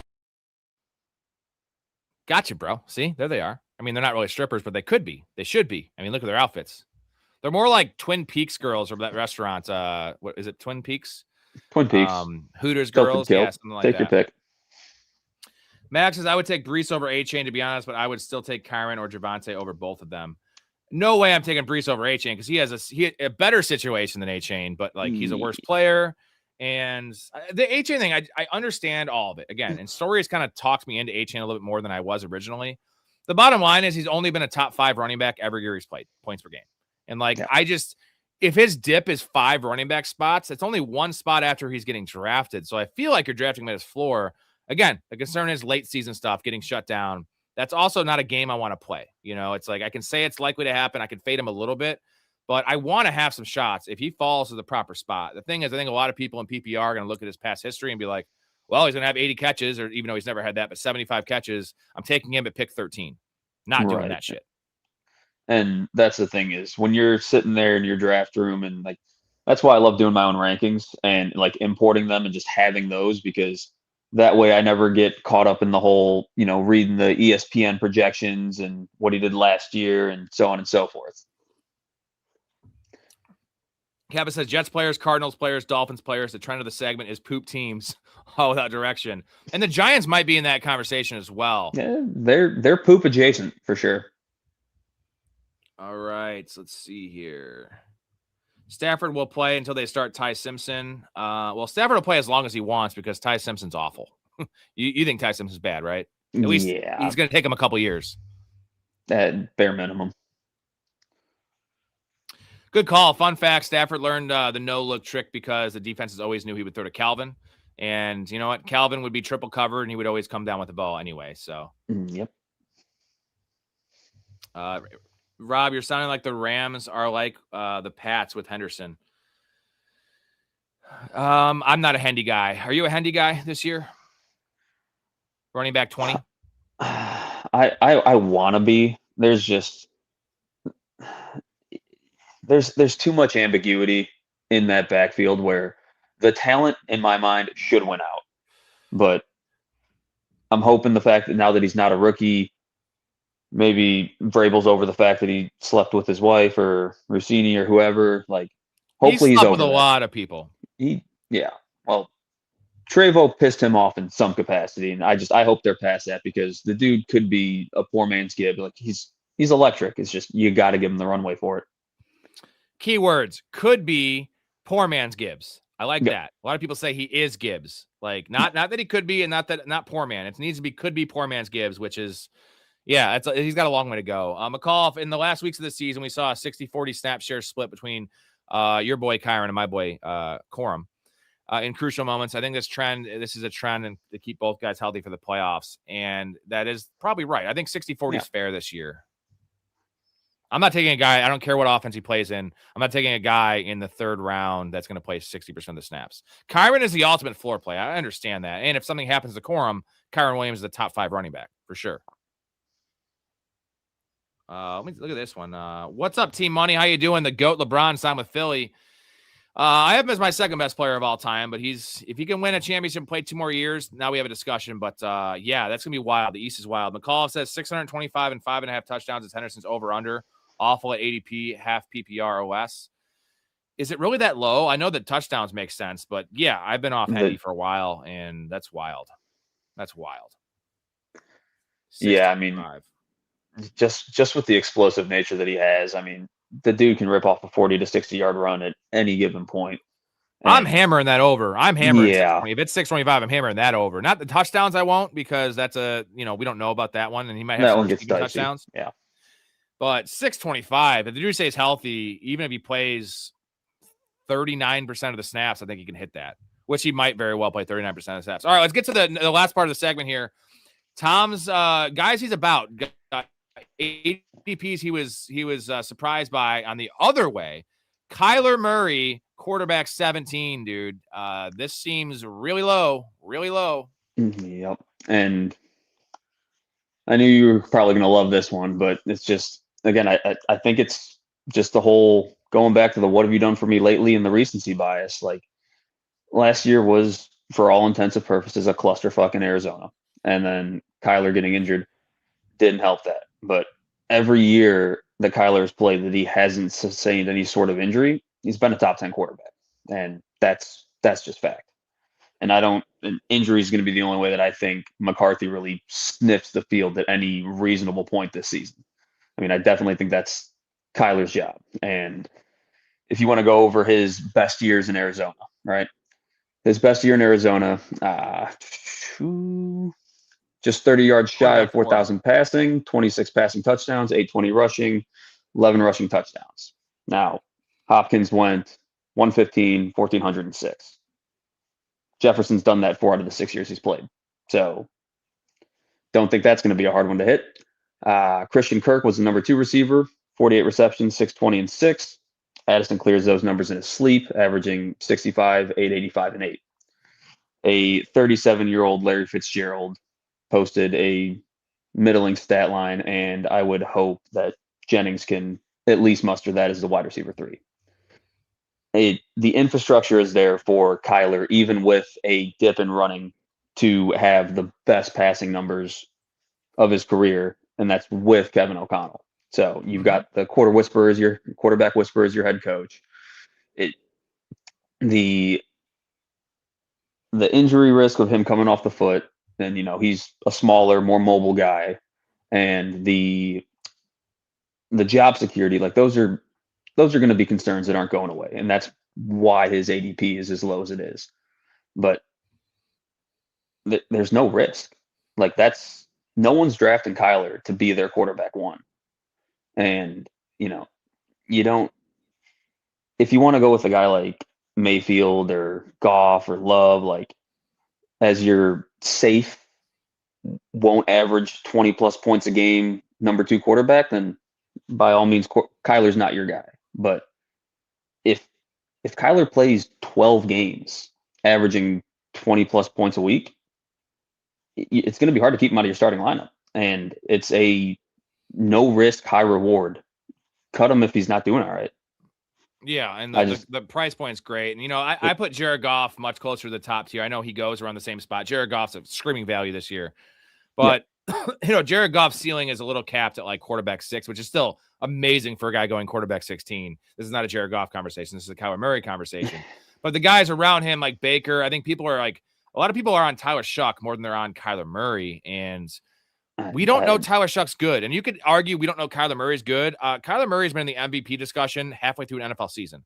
And maybe he's cooked. He's not old. This is the time he's got to step up and be a professional if he ever was. Same thing as George Pickens. Now, I'm not saying I want Kyler Murray in Dynasty because he's going to go somewhere else. He's going to get paid. I would not pay Kyler Murray big money. But in this situation, this is perfect. Everything is perfect. Kyler Murray is the perfect quarterback 2. If you're going to take a bench quarterback, and, a lot of leagues, I don't advise doing that, but I play a lot of Fantrax Public where it's like there's no trades and it's 12 teams with a flex really deep and 18 roster spots. Everyone takes 2 quarterbacks. This is the dude I'm targeting because he could beat out. If I take a guy like Jackson Dart, if I take a guy like Brock Purdy, Justin Herbert, Trevor Lawrence, like he could be better than those guys. And just because we've seen it, and we've never seen him with a good situation, with a good coach. He has a good coach now. Justin Jefferson is an all-time talented receiver. There's no running backs there. The running game is trash, dude. And Kevin O'Connell doesn't run the ball anyway. So it's just Kyler Murray can cook. Yeah, the downside is he loses his job or he gets hurt. But who cares? Who cares? It's a bench quarterback. I think he should be drafted at quarterback 12. Yeah. Shouldn't he be quarterback 12? Like, we're always looking for these guys going after quarterback 12 that have rushing upside. That was Drake May last year, right? Yeah. This year, it's Malik Willis, who has the most rushing upside in the league, but he has no, the offense is so bad. Like, there's just no upside in terms of him being a top 5 quarterback unless he has 1,300 yards rushing, like, legitimately. Kyler Murray can have 700 yards rushing and 6 rushing touchdowns, and with the passing chops with Kevin O'Connell, with Justin Jefferson, can be a top 5 quarterback. So there's Easily. everyone else on this list doesn't have it. Like Baker Mayfield, a little bit of rushing upside, not going to break the bank rushing. Tyler Shuck, yeah, last year was pretty nice, but like 500 yards is his cap. Jordan Love ain't running. CJ Stroud isn't running. Sam Darnold had 170 yards rushing last year. So it's like, this is the guy. This is the guy if you want to shoot for the fucking moon. And he's just, Kyler Murray fucked a lot of people the last few years, kind of like Mike Vrabel. So he's been fucking a lot of people. Kyler Murray's been fucking you. Mike Vrabel's been fucking sideline reporters. But yeah, I'm on board with this one. Let's go on to the next name here, and it's Kenneth Gainwell. Kenny Gainwell, running back 34. This is PPR, so this makes a lot of sense. I don't know. Nick O had him on a league-winning segment, league-winning players. I disagreed there. Unless Bucky gets hurt, then yes, but we're not going to, guess injuries. But do you just like this as a nice bench running back, a floor play in PPR? He had 73 catches last year, and it's a nice situation. He's taking over Rashad White's role. Or is it something else? I went down a little bit, like, I have slowly become a Gainwell truther, believer, and I went down a fun little rabbit hole exercise. So I might ramble a little bit here, but just bear with me. So when comparing the two last year, right, a 2025 running back one, Bucky Irving, for his team, 10 games that he started and played, versus running back two on his team, Gainwell, 17 games. 50-yard rushing difference in favor of Bucky. All right. 4 more touchdowns on the ground for Gainwell, 40 more receptions. They tied in receiving touchdowns. But if you extrapolate those numbers out for Bucky in a 2025 scenario, he's looking at 20 touches a game, and that comes out to 1,470 scrimmage yards, 73 yards per game. All right. Gainwell's totals were just over 1,000 yards on 187 touches, 93 yards per game. So if you just extrapolate out Bucky's numbers last season, there's a 450-yard discrepancy. Now, if you take Gainwell's efficiency and just plug those into what Gainwell's numbers were, you're getting Kenneth Gainwell on those 20 touches per game coming out to 1,860 total yards, averaging 109 total yards per game. Now, that was just a fun little exercise that I did, comparing the two and then being like, what if Kenneth Gainwell was Bucky Irving last year in a full season? Gainwell did see 4 games last year with Pittsburgh of at least hitting 15 touches, all over 100 total yards. 2 multi-touchdown games thrown in there, and it wasn't like he was just beating up on bad defenses. He did it 100 yards against the Bears, and then he had a 2-touchdown, 100-plus yard total scrimmage game against the Vikings. And this really kind of came out to like a whole, I didn't know which one I was going to do. I didn't know if I was going to argue Bucky is too high or if I was going to argue Gainwell was too low. But in Bucky's case, I'd rather have the 4 running backs going beneath him in Henderson, Judkins, Swift, and Montgomery. And in Gainwell's situation, I think he needs to be jumped up to like those ambiguous like split backfield areas, like 30 picks ahead of where he's going right now. I think he should be in the Harvey, Stevenson, Dowdle range and not that far down. Are you projecting like a 50-50 split is what you're saying? Yeah. I think the same way that we did with Warren last year, and Gainwell just showed that he is going to eat into a mediocre back that's not going to get the lion's share of the workload. If you give Gainwell a crack in the door, I think he's going to take it. There's a lot of Bucky truthers out there, and I think Bucky's a better player than Jaylen Warren, but I see the comparison because they're both undersized guys. Yeah. And so essentially, if I'm reading between the lines of what you're saying Bucky's rookie year was a product of Liam Cohen. Is that exactly what you're saying? See how I can think these things out pretty well? I'm pretty smart. I'm pretty fucking smart motherfucker, man. Check out the big brain on Brad. You're a smart motherfucker. That's right. I just think once you get Gainwell in there and mixing it up in that offense, you're going to see the efficiency just outweigh Bucky's, and it's going to be hard to take him off. What about Sean Tucker? What about Sean Tucker? Or you're saying Sean Tucker's a non-factor? He's a depth piece. I don't really see it. I mean, the one thing that Tucker's got going for him is size over these two smaller backs. I mean, Gainwell's got 1 less inch on Bucky. He's 1 inch shorter, and he's got about 8 to 10 pounds on him. but they're both 200, 205-pound backs where Tucker's going to be a little bit more of a, could be that between the tackles guy, but we haven't seen Tampa in any scenario over the last 3 years that Tucker's been there. Like, you would need to see both Gainwell and Bucky go down for some sort of extended period of time to see him get any sort of run. I think Tucker's just the guy at this point. What's funny that you're saying this is that Bucky's been no one was on Bucky coming out of the draft. He was undersized, not a great production at Oregon. And I actually had Bucky as my running back 6 that year in that class. And Storey is a college guy. He's like, you're out of your mind. He's undersized. He's a scat back. He doesn't have breakaway speed. That was probably with Bucky, right? He's very good laterally, but like when a guy weighs 195 pounds and he runs a 4.6 and he actually plays like 4.6 when he gets in the open field, it usually doesn't work out. And his rookie year happened, and it was like way better than I even thought. And I was the highest, like, not in the world on him, but running back 6. He was consensus like running back 15. And I was like, I don't believe what I'm seeing. Like, it looked really good. They used him perfectly. It was 15 touches a game, which is the way Bucky needs to be used, not as a workhorse, because he will just break. We saw that last year. Yeah, guy was wrapped in ice after a 22-touch game. I feel like you're a little low on Bucky.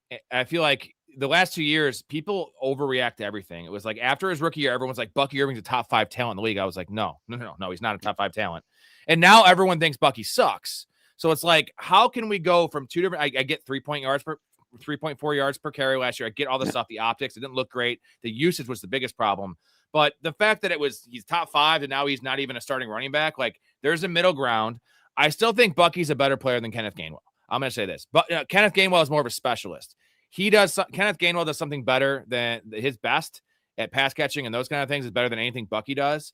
But Bucky's a jack of all trades. I think it's going to be a 50-50 split, like you said. My worry for both these guys is, and it's more of a worry for Bucky because where you're drafting him, you have to actually use him as a starter, is Sean Tucker. If Sean Tucker's going to hurt Bucky more because the value with Kenneth Gainwell is not goal line carries. He's not going to get many of those. He's going to have receiving touchdowns, and it's the PPR stuff, right? If he's getting half the goal line work and splitting with Sean Tucker, it's going to kill Bucky because he goes higher and he needs those looks because Bucky's not scoring from 50 yards out. Kenneth Gainwell actually can score from 50 yards out, but you don't need touchdowns with Kenneth Gainwell with his ADP. So I think that's your thing, right? Running back 34, he should be a fringe RB2. He is a fringe RB4, technically. Yep. All right. I get on board with that. I do like Bucky a lot in best ball because he's that nice floor option. I know a lot of people want to draft best ball for just ceiling players. I do that a lot, but I want someone that I can count on for like 9 to 10 points a week. And, there's some upside if Bucky gets hurt, which he's still recovering from that shoulder injury. Next guy on your list, Rico Dowdle, running back 32, one of my favorite players in the league. I also like Jaylen Warren. And also Caleb Johnson's probably getting cut, which is just fucking hilarious. Yeah. I just want to shout out. I want to shout out to the Fantasy Football Counselor and some of the other channels that blindly say these things, that Caleb Johnson last year needs to be a smash in round 6 because Caleb Johnson's getting all of Najee Harris's carries, because why wouldn't a 3rd-round rookie just walk into an awesome workload because who else is there? That whole argument that all these channels use. And like, of course, look at the workload. Yeah, Caleb got like 12 touches last year, so pretty funny stuff. Rico Dowdle was not this. Rico Dowdle has back-to-back 1,000-yard seasons, back-to-back, I think it's 40 reception seasons.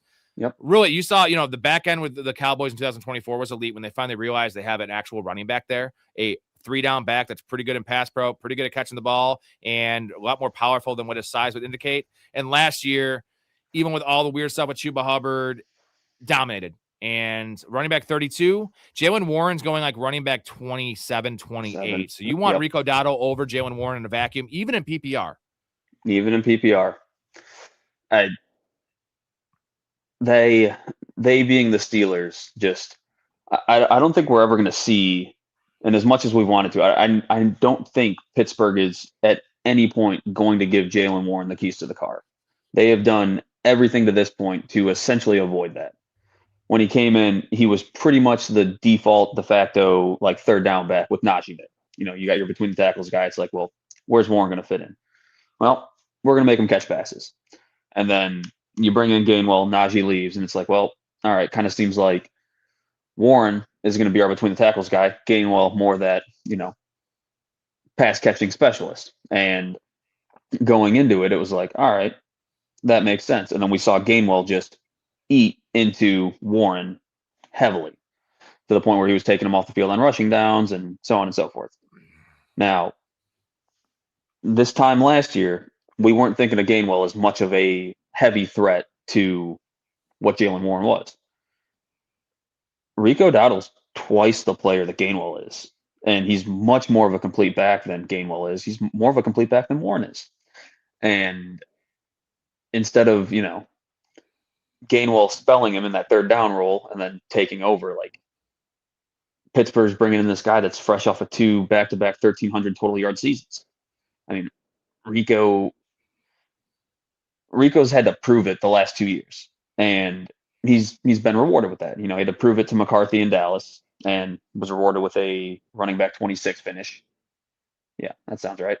And then it's off to Carolina, has to prove it to them, rewarded, gets the carries, gets a lot, lion's share of the workload, RB20 finish.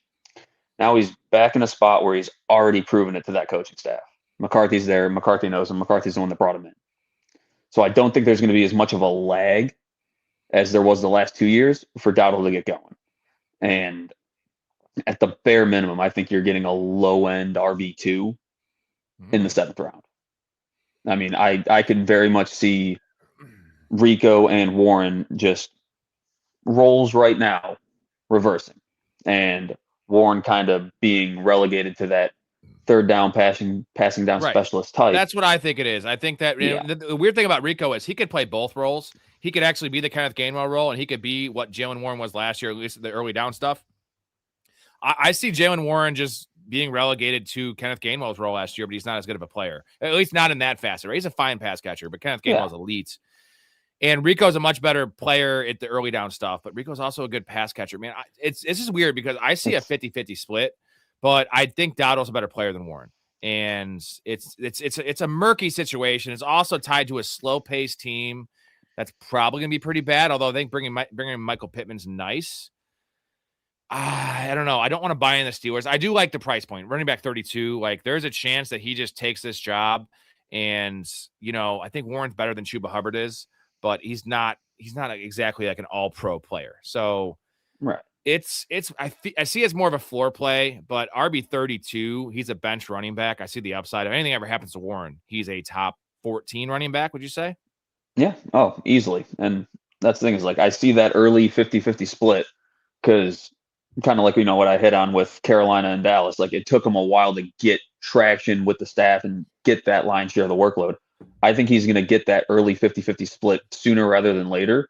And then he's slowly just going to, increase that percentage tick by tick to the point where like Warren is relegated to a, like a third down role. And Dowdle's that type of back that just wears on teams. And the more you feed him, the better he gets. And I think Pittsburgh's going to realize that. Yeah, man, I love the player and, relatively fresh legs. I know he had decent workloads the last 2 years. Wasn't used early in his career and still in his prime. All right, we got 2 more names, guys. I'm going to get to every comment. I'll answer those alone once Tom gets off. We got 2 more names to get to before Tom gets off. Jalen Naylor. This is weird because this ADP is bullshit. This is Fantasy Pros ECR. They have wide receiver 75. On Underdog, he's like wide receiver 57. And I don't know why that would be because I actually like Jalen Naylor. So I like Trey Tucker more in best ball, and they go around the same spot. I like Trey Tucker more in best ball, big play guy, half PPR. In a PPR redraft, which is what we're doing, I prefer Jalen Naylor as the safe option there. But I will say I like Jack Besh a lot. And if they use Brock Bowers like they used JSN last year, if Kubiak does, and he's kind of all over the formation, I think Jack Besh could have a nice role in the slot. If Brock Bowers is playing primary in the slot, then Jack Besh doesn't really have a position to play very often. And Jalen Naylor is going to be in the field in 2 wide receiver sets. That's for sure. So what do you love about Jalen Naylor? I know that let's talk more wide receiver 57, wide receiver 60. Because I feel like he's going to go between when he goes in Underdog, wide receiver 75 for a guy that's starting in 2 wide receiver sets on an improved offense that has a, number 1 overall pick. And then Kirk Cousins, who isn't the worst quarterback in the world, seems fair. So what do you got for Jalen Naylor? Yeah, no. And you kind of touched on it with he's going to be out there in 2 wide receiver sets. He kind of broke out. He kind of broke onto the scene in Minnesota as that slot guy, but very efficient on the outside when he would kick out there. And that's, that right then and there was telling me that this guy's got value relative to wherever he's going because he's going to be the top non-tight end pass catching option as far as volume goes in this improved offense. And in where was it? Tucker last year had the most catches in Vegas after they traded Myers, 57 total catches. Now, if you give that to Naylor and just kind of take the numbers that he was working with the last 2 full seasons that he was getting on the field in Minnesota, it's a little inflated when you look at his numbers from last year, the last 2 years, 29, 430, and 5.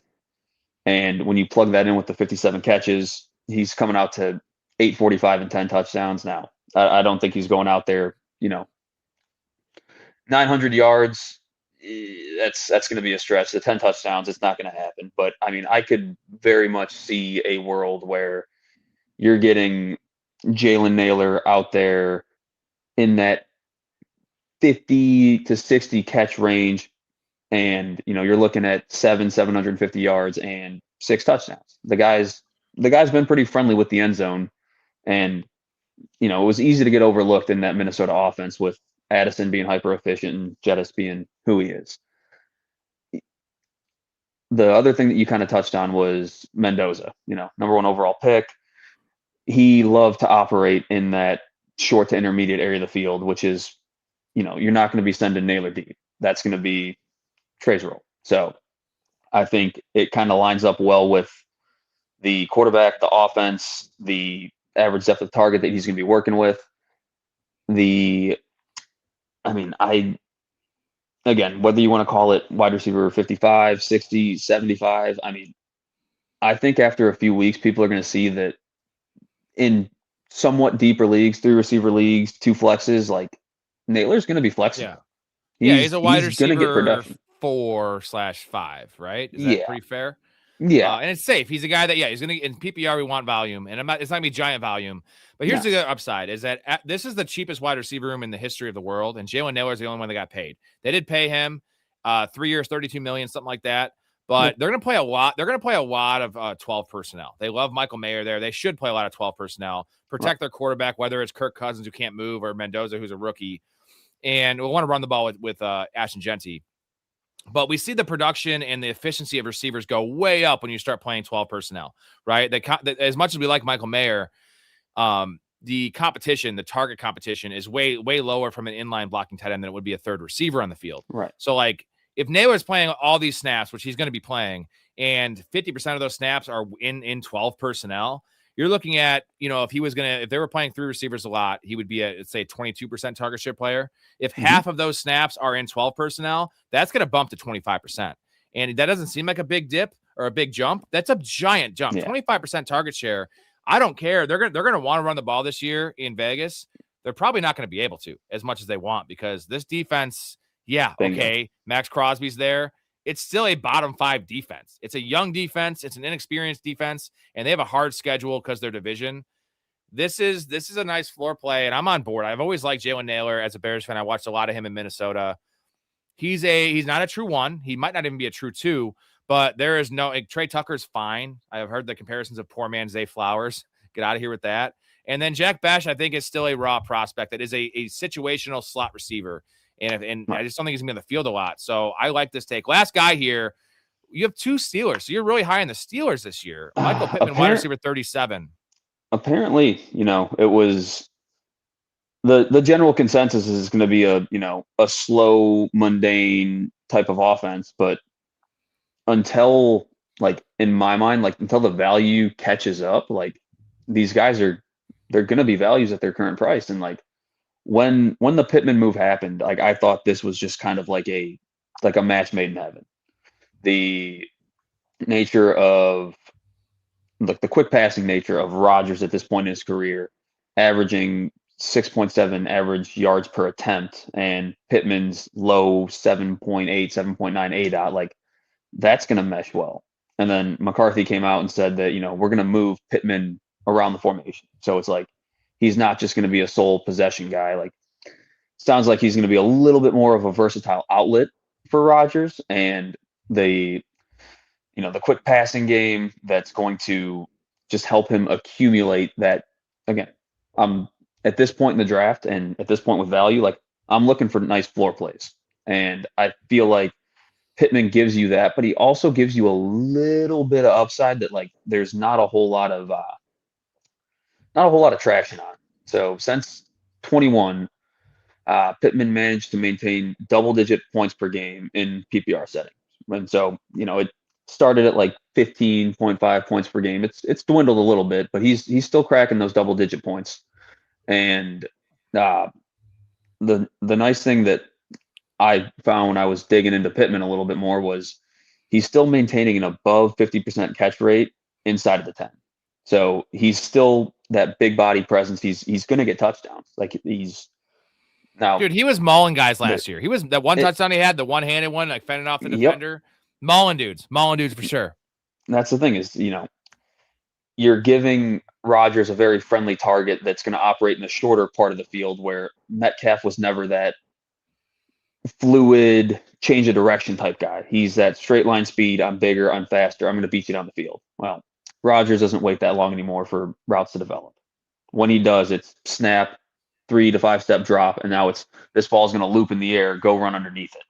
Where Pittman's going to be, the target friendly guy, the quarterback friendly guy, and just with how this offense is going to operate and the different ways that Pittman and Metcalf are going to operate, like I wouldn't be shocked if Metcalf finishes above Pittman, but it's a lot closer than everyone thinks because while Metcalf is spiking every 2-3 weeks, Pittman's just eating away, consistently climbing at it. And like, again, in these later rounds, like just being able to identify that value and have the consistency while taking, your middle round, like boom bust type players, like being able to get a little bit more safety on the back end.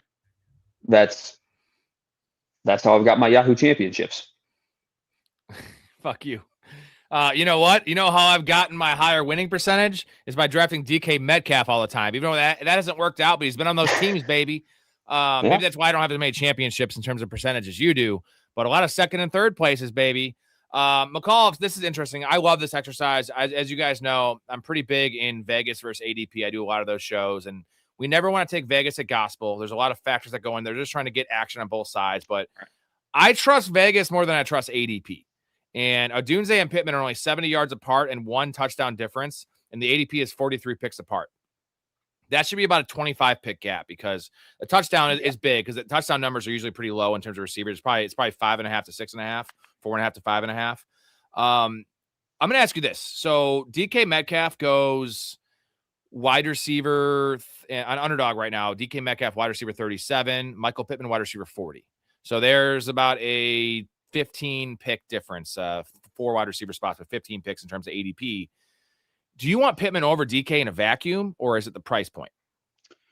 It's more the price point, and also I think it's kind of format dependent. I can very much understand, and actually I'm a little surprised there's only a 3-spot gap between the two of them in best ball because I feel like you get a little bit more of that spike volatility, right? And touchdown upside, yeah. So it's definitely more price point here with Pittman for me. Like I think it's just going to be a slow, not pretty, not sexy way of going about it, but I think it's just going to be a little here, a little there, slowly and steadily. He's the definition of a guy that will beat his ADP, but a lot of guys don't like drafting guys that like not at their ceiling, but like close to their ceiling, where that the variance for Michael Pittman is like the upside for him is probably, let's say everyone stays healthy and the offense doesn't go nuclear, which it probably won't with the pace of play on Aaron Rodgers being almost 43 years old. Like wide receiver 28, wide receiver 26 for Pittman, but the floor is literally like wide receiver 42.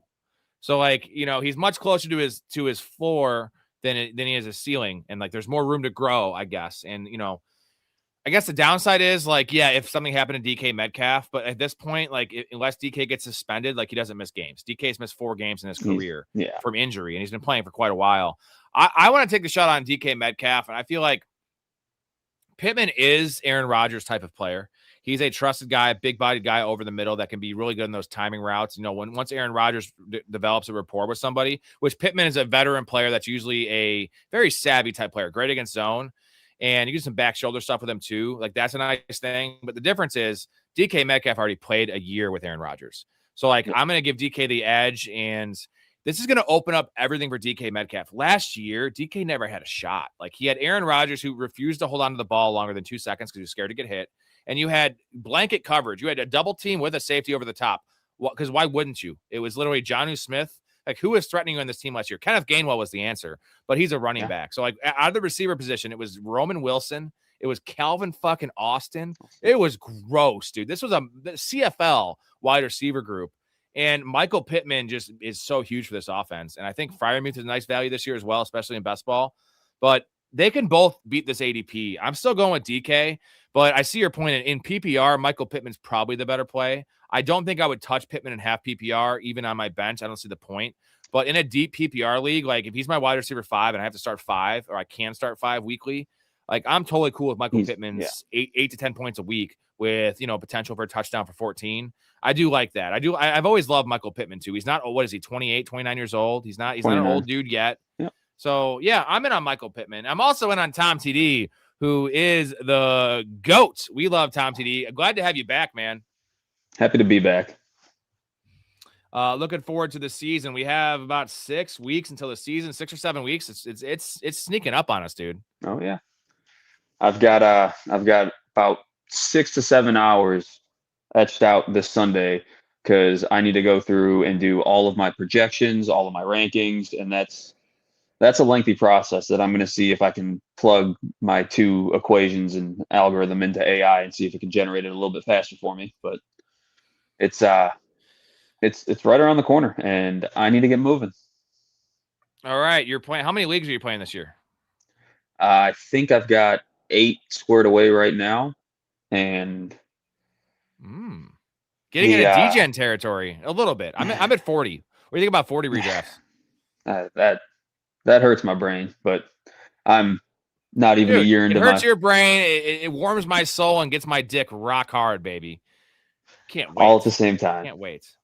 All at the same time. Then eventually my head just explodes and I pass away. So it's fine though. You know what? I'll have a great legacy of all these millions of hours, not millions, but like thousands of hours that we've been in this program. By the way, Tom, Monday is our 5-year birthday of the show. Hell yeah. Not the streams. The streams are coming up on 1 year, but 5-year birthday of the actual Professional Fanatics Network. So it's going to be an exciting time and glad we're still with it. Glad to have you aboard, man. And appreciate you as always. I'm going to answer the questions, let you get some sleep. I know you've been up since fucking 3 a.m. or some shit. Appreciate it. All right, man. We'll talk to you soon. Everyone give Tom a round of applause, and we appreciate the insight, the knowledge. Again, when this guy talks, you listen, because if anyone knows more ball than me, it's this guy. Maybe. It's close. You're close. You're still a little young, but you're trending in that direction, right? I'm happy to be in the conversation. Love it. Love it. What a humble guy. What a great guy. What a great beard. Great human being. We love you, man. We'll talk to you soon. All right. I'll see you guys. All right. Tom is awesome. Haven't seen him in a while. He's going to be the every other Friday night, maybe every Friday night guy. Won't be on for as long as the other guys. I'll try to get 2 hours a week from him, but fresh perspective. And like I said, he has whipped my ass in fantasy. I have a higher winning percentage in Yahoo, but he's like a platinum ×2. We're right there, but he's a young guy and he's emerging, but love him on the show. Great kid. And you know what's funny, when you're 38 now, you can call I can call I could call DK Metcalf a kid. I can get away with it because to him, to me, he is a kid. And Connor coming in clutch. Tom is a G, and that's gonna get us a chug here. Let me get everything ready, and I'll answer some questions. And we're gonna do a draft after this, so give me a second. This old guy? Sid. He's already achieved so much, and yet he's still goal-oriented and still focused. And he has a 5-year plan. What is it? Don't die? You just made the biggest mistake of your life, baby. I know you're gonna be missing me when you got that big, white, wrinkly body on top of you with his loose skin and old balls. Gross. We definitely had some disagreements tonight, but that's why this show is, I don't want to say goated, but it's not just one perspective. We have 5 and 6 different people come on here. We haven't heard from Tom in a month and a half. Dude knows ball, and we had some major disagreements. We also agreed on a few guys, but the conversations need to be had because none of us know. People that say they know this and that. I know one thing. TJ Hawkinson's a top 10 tight end. I do know that.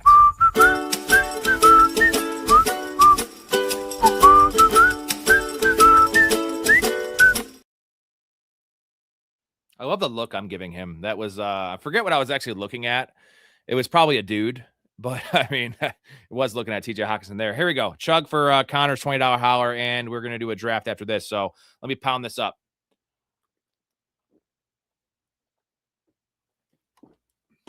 All right. I missed a few comments. Let's get to those before we start a new stream. Where are we at here? Cowboys want the glory hole. Simple as that. Well, Jerry Jones wants that glory hole. Silent. The Vikings are elite at prep, and Kyler's biggest ding is his prep.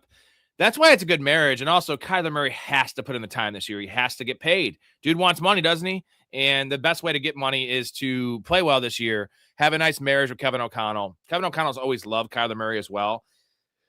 A lot of mutual respect there, and I think he owes it to O'Connell for taking a shot. This is his last chance to get a major contract and be a starting quarterback. And apparently there's rumors that he's not even given the job, which I do like. The fact that I think they're leaking this out in the media so Kyler gets his fucking head on straight and being like, well, they're not giving me the job. I better be in the film room, better be early to practice, staying late in the building, all those things. Sean, what's going on, Sean? And even how bad J.J. McCarthy looked last year, I think they still want him to be the quarterback of the Vikings. I think they still want him to be the quarterback of the future. But throwing him to the Wolves again this year, and it's not a bad situation there because it is a talented roster with a hell of a head coach. It was a pretty talented roster last year, and they had Kevin O'Connell, and I just don't think he's ready. He was always going to be a project. That meniscus injury that he had as a rookie really set him back, and he did not have a lot of experience, coming into the NFL. Only a 1-year starter there at Michigan. Didn't throw the ball at all. It was just literally handing off to Blake Corum every fucking time. So they have to have him sit at least half the year. So that's what's most likely to happen. That's what's probably best for J.J. McCarthy. Connor, a lot of these player props are up, and I know you joined, Connor. You joined later, the community later than a lot of these people. So I will give you a couple bets, and some of the other guys listening. This is mostly for the main dudes that are supporting me. But Brock Bowers, 875. It's still at 875.5 over under receiving yards. I put a pretty penny on that guy. Also, Brian Thomas is at 700 yards receiving. Those are the two biggest bets I have. I have a little sprinkle on Brock Purdy, 20-1 to win MVP. But Brock Bowers, put your mortgage on that one. That's set it. That's for sure. Yeah, Brock Bowers, 875. And I do like Brian Thomas as well. That wasn't as heavy of a bet. Let's see. Sean, the Bucks got 3 different running backs. I wouldn't touch any of them in redraft. Have to pick and choose who to start each week. Well, Sean Tucker is not going to be ever close to usable. It's just if he is getting 10% of the snaps and getting some of the goal line stuff, even half the goal line stuff, he's going to be a thorn in Bucky's spine.